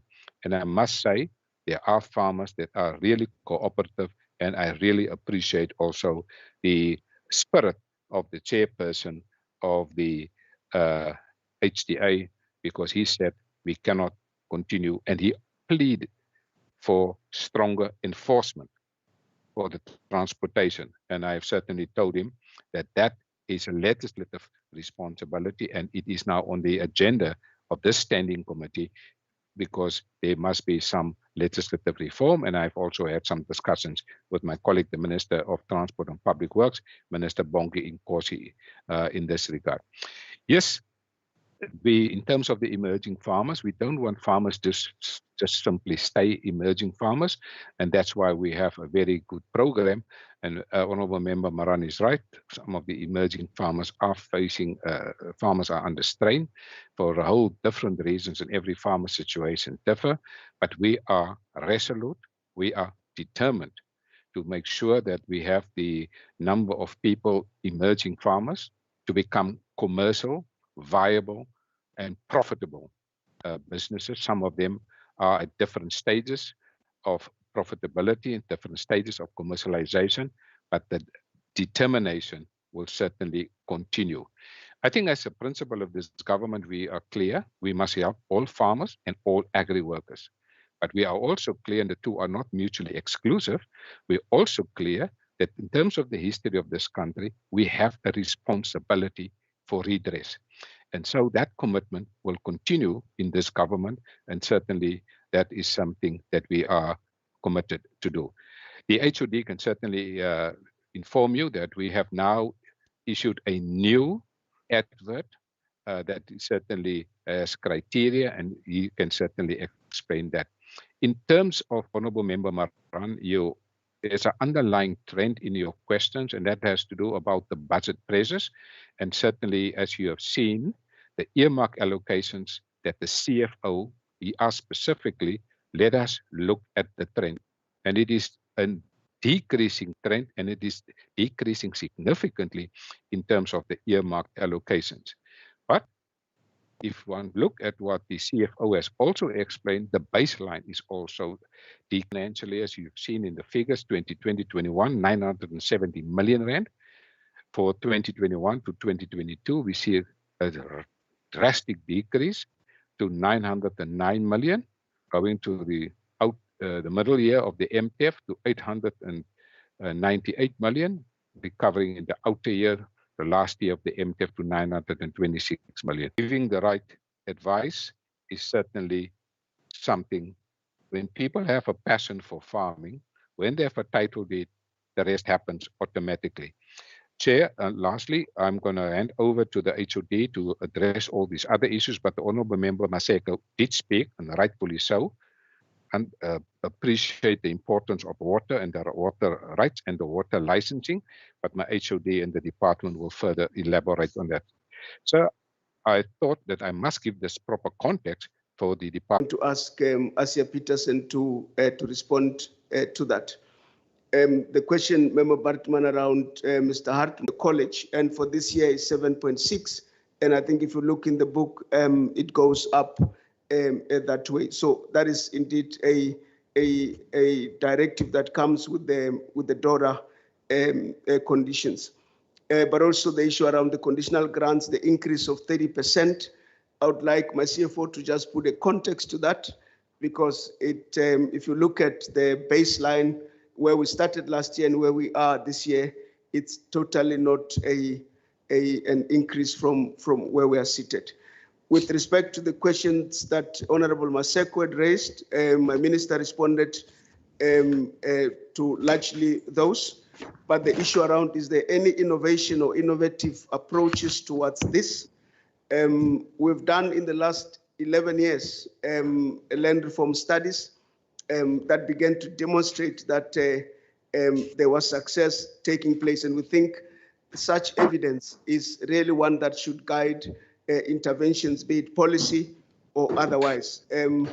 But also we work with the banking sector in the land reform space. And at Casidra, we have a unit called Land Reform and Advisory Services, which mandate was really to provide support to people that wants to gain access to the land reform issues. Further question around the water. I would like the Trotsky just to respond to that directly, because if you look, are some of your poorest, most vulnerable people in our society. And if we can assist them to access resources online, you actually empower them to be much more less dependent on the farm owner and on those people. So we've developed that particular module with University of the Western Cape, and it was piloted in the Ceres area, and we will decide whether to roll it out to other areas, and if so, to which areas, etc. Similarly, we've developed an e-commerce module for smallholder farmers, and that e-commerce module has been presented to the 50 smallholder farmers which are in the program to become commercial farmers. And at this stage, I think given COVID-19 and the challenges with that, this is actually an ideal situation, ideal time to develop such a module and to pilot it. And again, we will see on the way forward with that. Also with the University of the Western Cape, we have developed they've developed a safety online course and in basic coding. And at the beginning of last year, we actually, all interns went through this course to make them aware of the challenges of what is online. And about half of the interns we put through the basic coding course. And the reason when I talk about basic coding, this is a strange thing. It's not something that you need maths and science and stuff like that. You just have to have a particular approach towards thinking, to think logically and almost like an economist, thinking in blocks and stuff like that. So we did present it to some of those students, and just to show what is possible, etc. To return to the drone pilots. So what I want to say is, when we talk about fourth IR, people think drones and things like that, and computers. Fourth IR is much wider than just drones.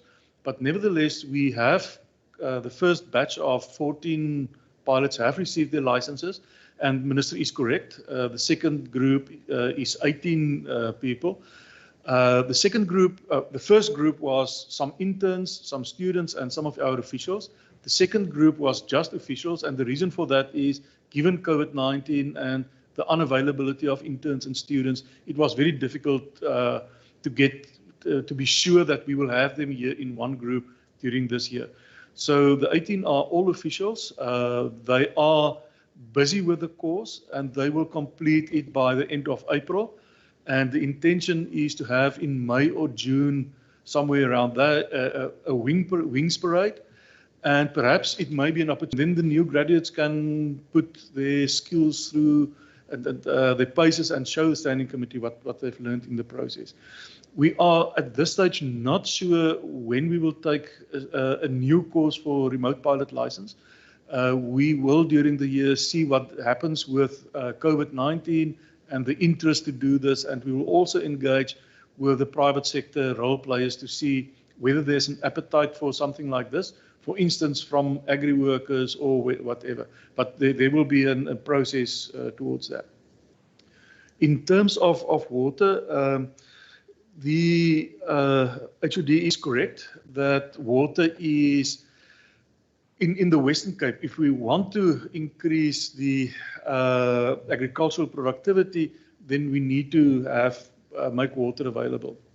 So what we have done as part of both the agriculture and agri-processing master plan, as well as our own initiatives, We have identified a few areas where surplus water is. One of them is Brandvlei.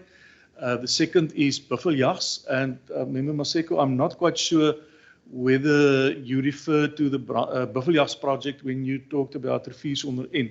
Because in the same area, but Buffeljags is closer to Swellendam. And then, of course, the results from the Klein Willem Dam, raising of that wall, the using of that water. So we've submitted those projects. And what is important is, from our perspective, we can do certain things like agricultural development, coordinating, getting things in place. However, there are certain mandates which only national can do. That include the allocation of water licenses, purchasing of land for transformation, and those sort of things.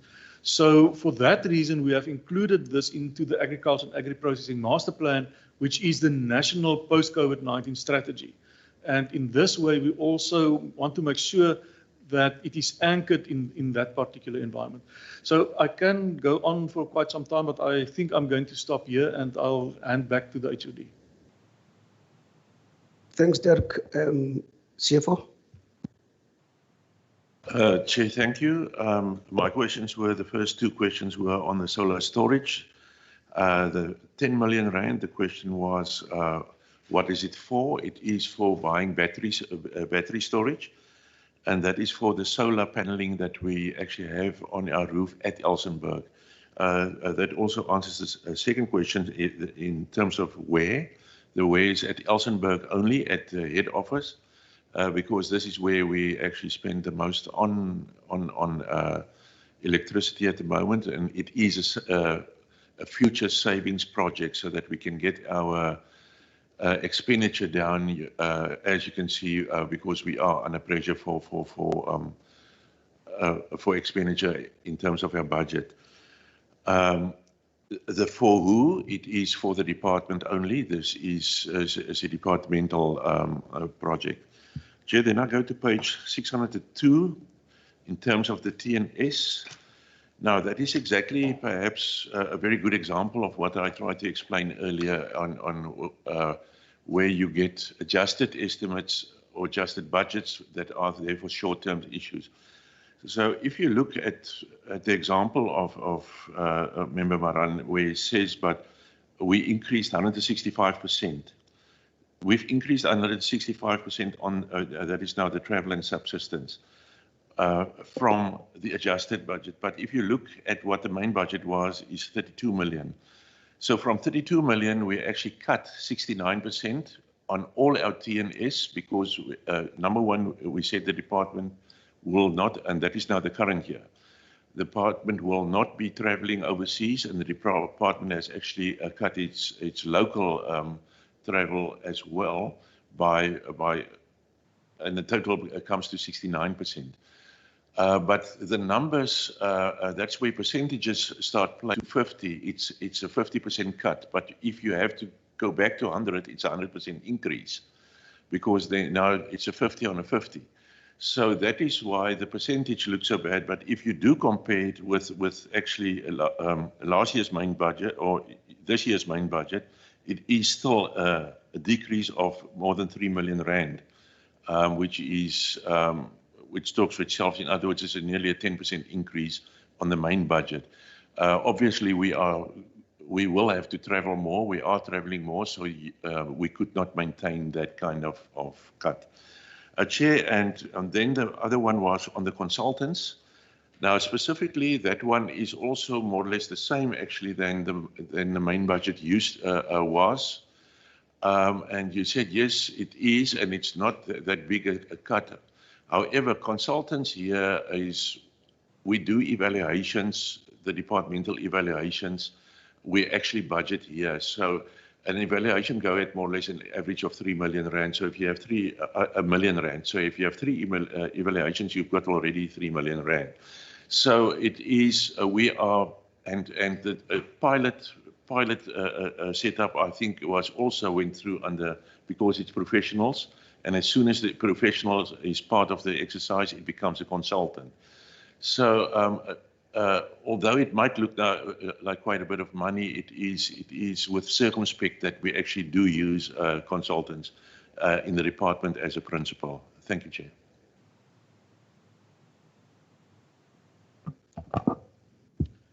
Thank you, Chairperson. I think that Dr. Trotsky has already responded to some aspect of the coding. And I just wanted to add that every second year we have an intake of 120 agricultural graduate interns. And apart from placing them to gain workplace experience appropriate to their qualification, we also have an ongoing development program for interns. And that is where the coding came in. They were exposed to that, as Dr. Trotsky already explained, and it will continue. Thank you. Let's allow Honorable Chair Ms. Peterson, and followed by Bongiso Matoti, and then my DDG will then wrap up. Thanks. Thank you, HOD. Thank you, Chair. The ecological infrastructure projects has already been identified. However, we're always looking for new projects to include and for farmers to participate in these ecological infrastructure projects.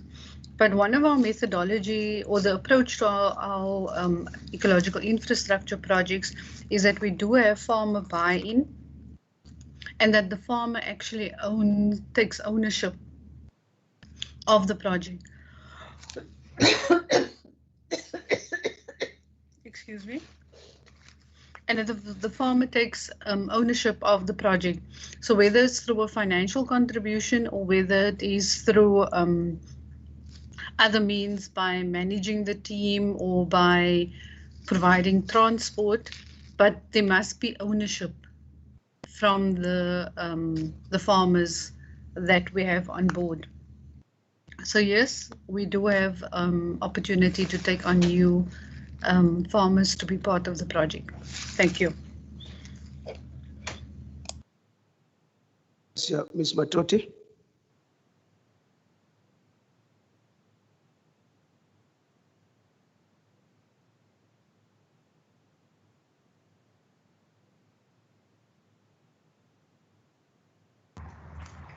Please proceed. I can see she's on the call.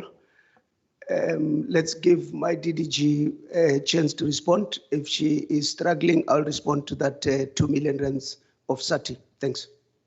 Thank you very much, Chairperson. And I just want to respond to 2 questions that were raised by Member Marin.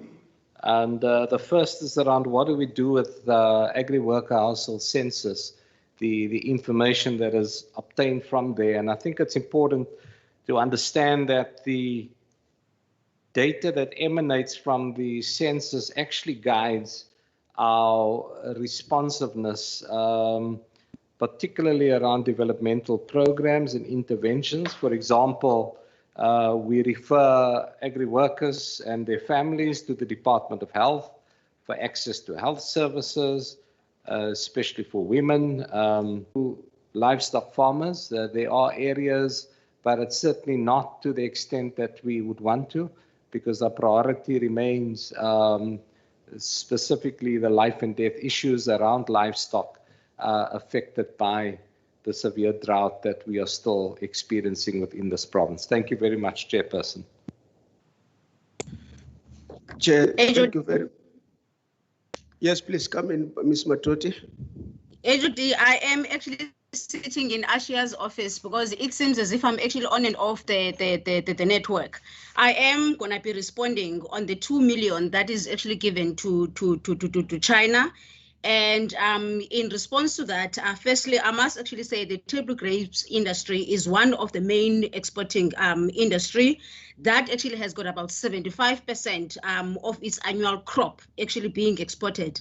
But that is actually mainly exported to Europe. And recently, the industry has embarked on its market access diversification plans, and which actually prioritized China as one of the markets where they would like to focus.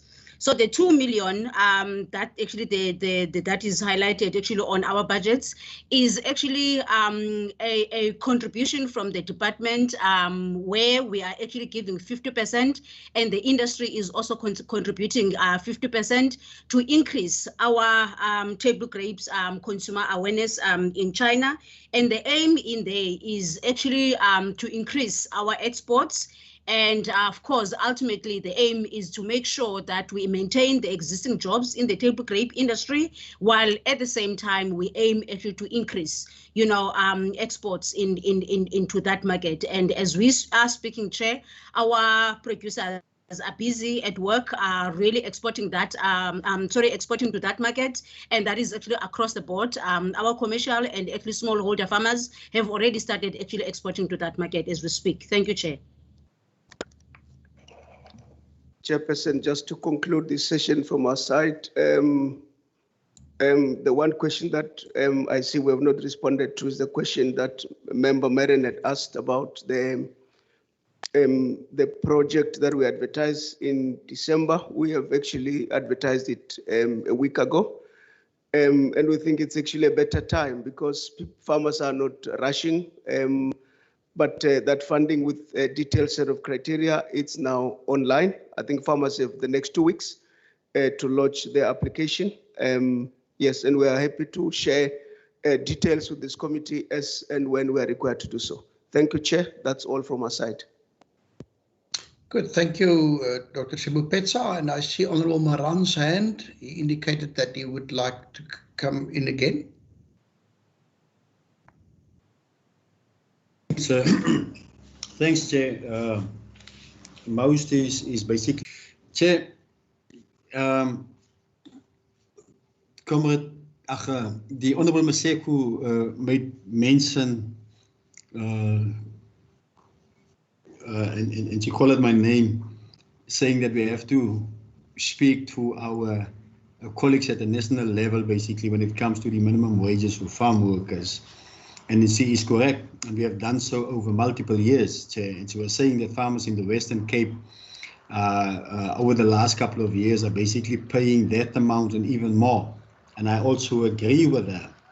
The challenge that I'm putting out to them, Chair, and I was saying when I spoke about it, is that the Honourable the MEC Mayor basically, I think, is instrumental when it comes to policy of his party.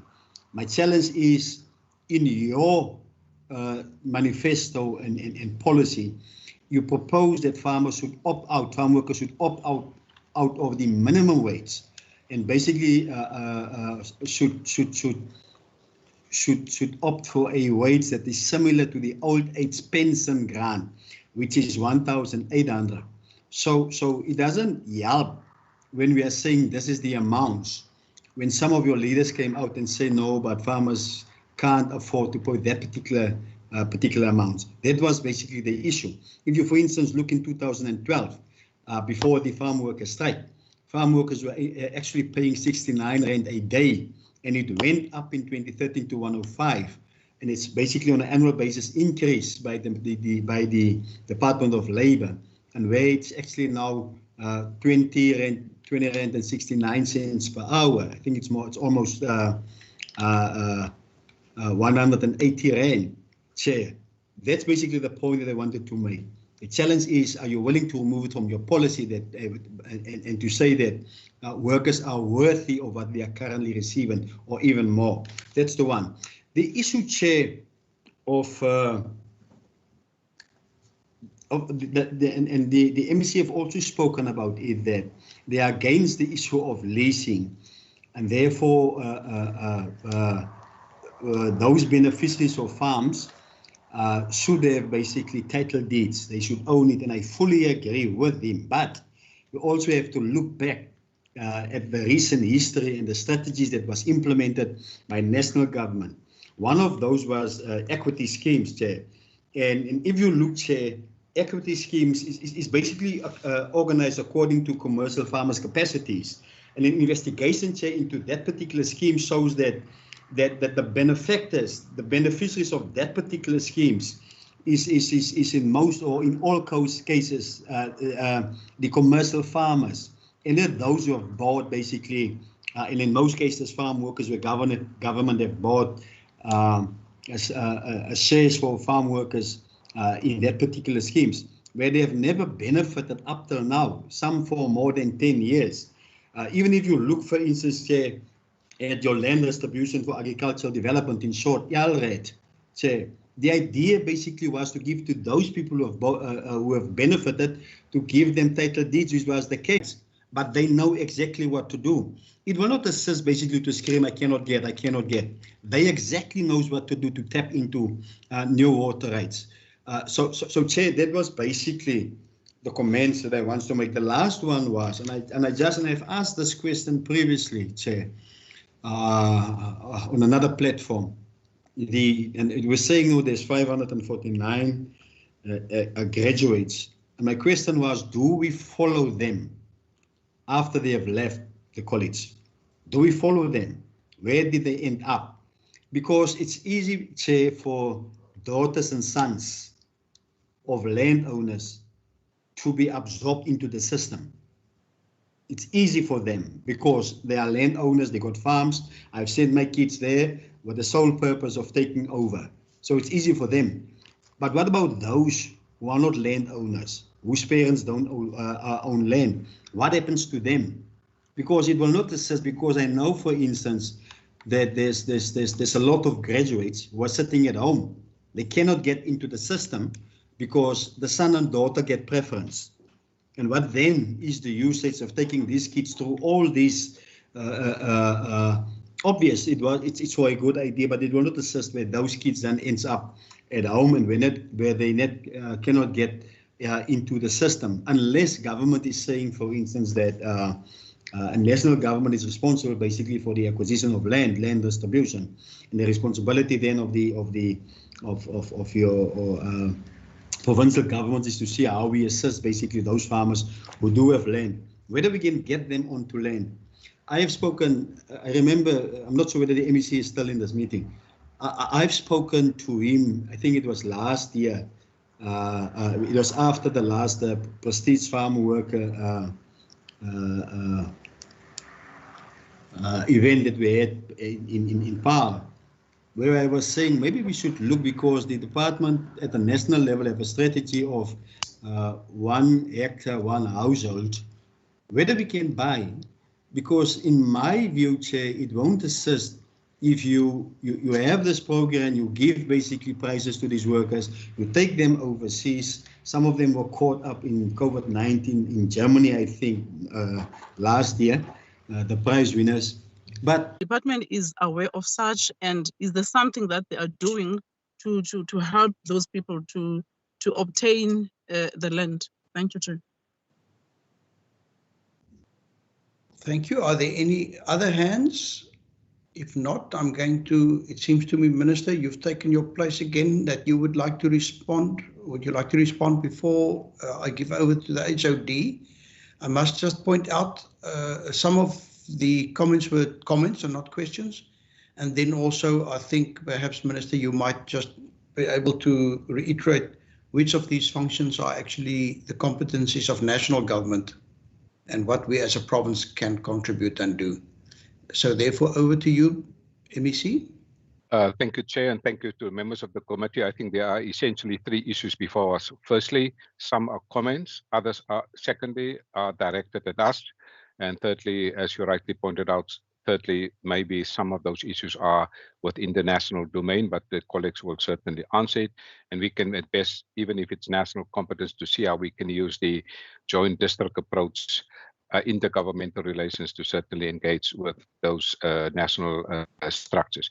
Firstly, I think Honourable Member Maran rightly, as you pointed out, made some comments, so thank you for those. But I think on the issue of land reform, there are 2 agreements that I have with Honourable Member Maran, and that is on the issue of title deeds and on the issue of Mr. Kluter. So thank you very much that we're making progress in this particular regard. And certainly some of those issues that you raised, the HOD will now respond to that. I think you will also recall that the HOD has made some in the current financial year, also funding available to recruit some unemployed graduates because for us, you can't say this is the sunshine sector and then you have a graduate in agriculture that is unemployed. So we have made some money available for opportunities for those agricultural graduates in the department.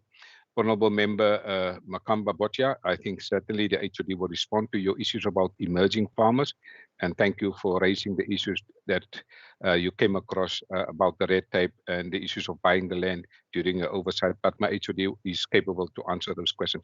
Thank you, Chair. Thank you, Dr. Sebupetsa. Chair, thank you very much. Just very quickly, the questions that were raised by Honorable Makamba Botja. In our APP, there's quite a number of indicators that refers directly to emerging farmers. But also, if you look at the conditions of the conditional grant allocation that comes to us, the conditions are exactly that you should target emerging farmers. But you asked a question whether we can assure you whether that we're meeting our targets. Just in the last financials, it's also important for us to know exactly what happened to them once they exit the Elsenbeck College. I think that largely the issues you raised were comments, and my minister referred to those. Thank you very much, Chairperson. Good. Thank you, Dr. Sebupetsa. Honourable members, I don't see any hands from your side. We'll normally also give an opportunity to members of the public, should there be any that joined this meeting and that would like to pose any questions regarding the budget vote. Ms. Niekerk, if you could just indicate whether anybody contacted you or requested an opportunity to also make input or ask questions. Thank you, Chairperson. No, I've not received any prior indication of such. All right, thank you. Good. Thank you very much then.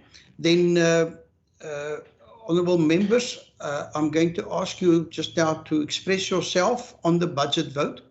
I see Honourable Maran's hand has gone up in the meantime. Chair, no, because I know, Chair, that you're going to ask whether the MEC and the department wants to leave. Chair, and before you do that, Chair, before we deal with to express our view, I just want to thank the MEC and his department. It's a work in progress. Everything will not happen overnight, but appreciate the work that they are currently busy doing. We will not agree on everything, but I think on most things we can agree, especially when it comes to the issue of the transportation of farm workers, the safety of both farmer and farm worker, Chair, and particularly the program for me that it's very much important is the program from emerging farmer to commercial farmer. I commit myself, Chair, on the issues where we need the assistance of national government or where we have to engage them, especially when it comes to the Andre-Klute issue that we can do it together. As I've said, Andre is in a position basically to, and they've made it clear, he can buy. It's just a discussion that needs to take place between the province basically and national government. Thanks. Thank you, Honourable Maran, and thank you also for your support.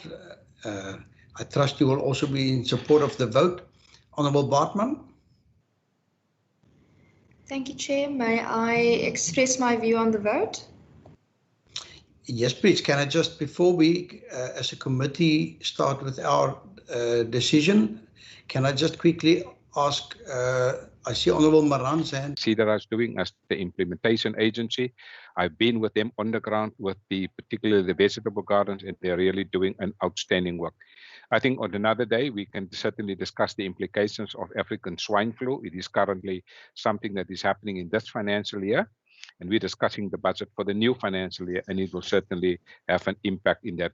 The issue of the drought in the water will remain, and we will certainly come back to the committee at a future stage to discuss those particular two issues. But not only water, it's also electricity, energy security. Chair, I have asked the department through the HOD now to more aggressively prioritize the African continent, 1 billion people, particularly given the fact that South Africa exports 50% of all the agricultural products on the African continent. We will certainly also now undertake a visit that I will lead to Namibia, to Botswana, to Zambia, and to Mozambique. These are very important neighboring partners, and we certainly need to also grow our export relationships with those agricultural sector. And it's also a two-way relationship, not only from us to them, but also from them to us, given the context of the Free Africa Trade Agreement. Chair, I think as Dr. Mogale has indicated, tracking students and the work that where they are, it's an important study that is happening. And for us, that is very important. Currently, there's also research being done about farming in arid and desert areas. That's also very important, because in some of these places, you can see it's more arid areas, more desert areas, and we need to look at alternative agricultural practices, and that study is also undertaken currently. Dr. Trotsky is part of leading that process. Lastly, Chair, I think I want to also thank the community of Touws River, as well as the mayor of Breda Valley Municipality, Antoinette Steyn, and the mayor of the Cape Winelands District Municipality, Dr. Elna von Schlicht, who accompanied me to Touws River. And I'm thankful that Honourable Member Maran did attend the funeral of these colleagues, agri workers that have died in April last year. Due to my work commitments, I was unable to be there, but my staff members who are on this platform attended there and assisted those victims that were died during the accident involving agri workers. But I did have an opportunity last month to visit the family members and the grave sites of all those members who have died during the accident, and it is a tragedy that I certainly do not want to see happening again. And I want to thank the community of Touws River and the farmer and the local community that have invited us there to that place together with those two mayors. On that note, Chair, thank you very much. And I can certainly guarantee you that this budget is under severe stress given the current situation. But as Honourable Member Maran and support or not to support. And I have said in other meetings at what platform it will happen. Thanks. Good. Thank you, Honourable Maran. Honourable members, we have a proposal, and then we've got a minority view being expressed. Can I ask that Ms. Niekerk, our procedural officer, just put that on the screen for us? I presume she's just quickly typing it up for us. Thank you very much, Ms. Niekerk, as efficient as ever.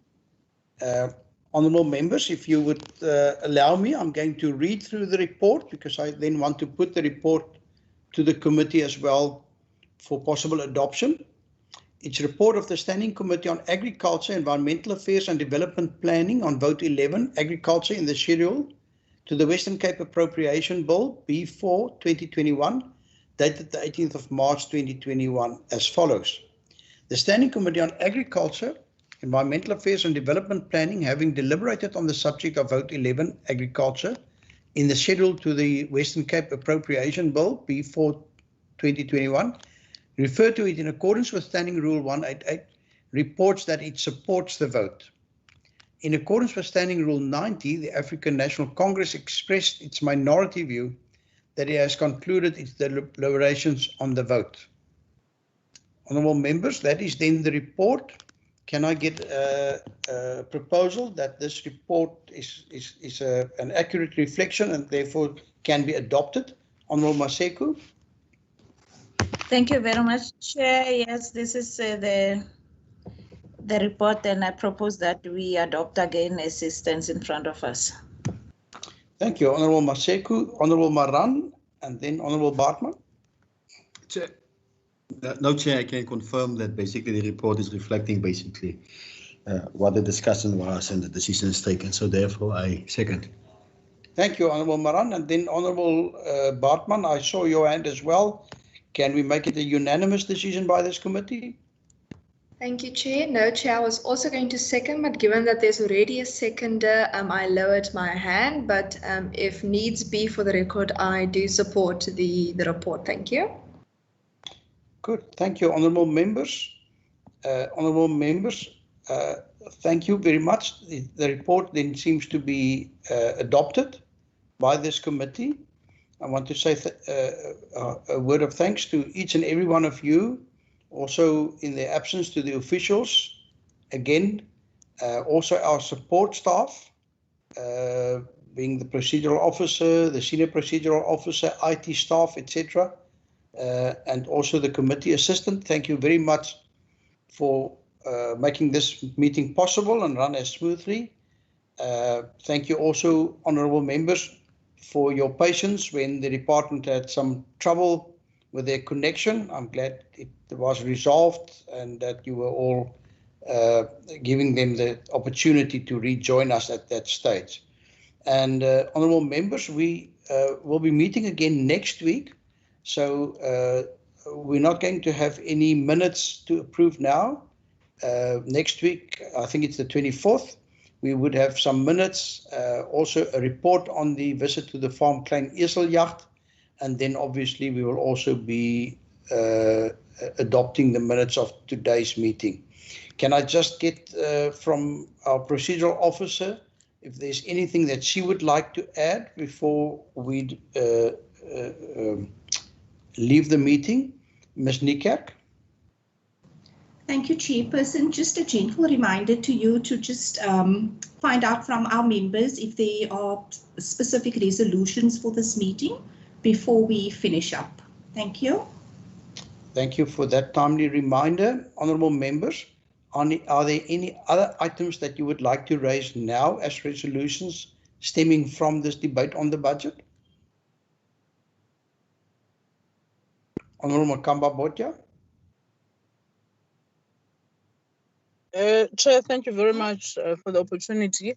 Is it possible that the department can supply us with a list of all the emerging farmers that they've assisted in terms of the programs that they've offered to them? Thank you. Thank you, Honourable Kamba Botja. I think there has been a similar request last year, but therefore I think it will be quite easy for the officials to just update that report. Honourable Maran, I quickly saw your microphone being unmuted. You're welcome to also come in here. Yes, Chair. As all of us heard, basically, remember basically the COVID-19 support program for farmers last year, and then the intervention by the MEC. It's now said there's a new advertisement that went out.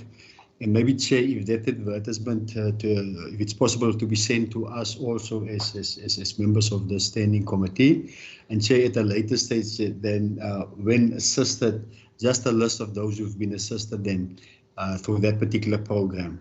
For now, I know there is no list, but the advertisement that went out, Chair, where it can be sent to us. Thanks. Thank you, Honourable Maran, and then Honourable Maseku and Honourable Bartman. Thank you very much, Chair. Chair, the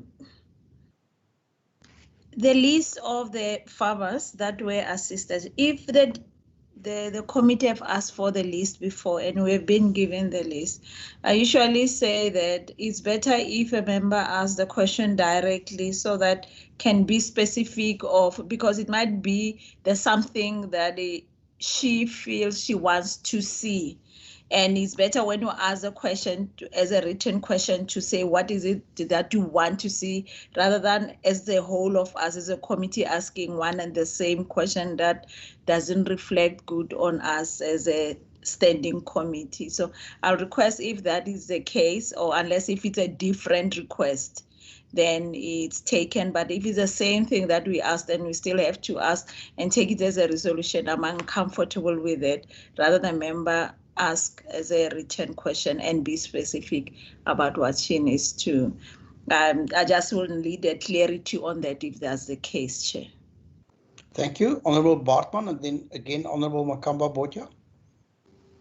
Thank you, Chair. Chair, I just wanted to find out whether it would be in order if we could take the Minister up on his invitation to do a site visit regarding the drone project.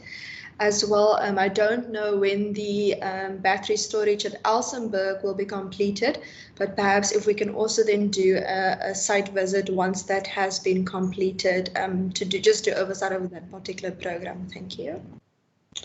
Thank you. Honorable Makamba Botja.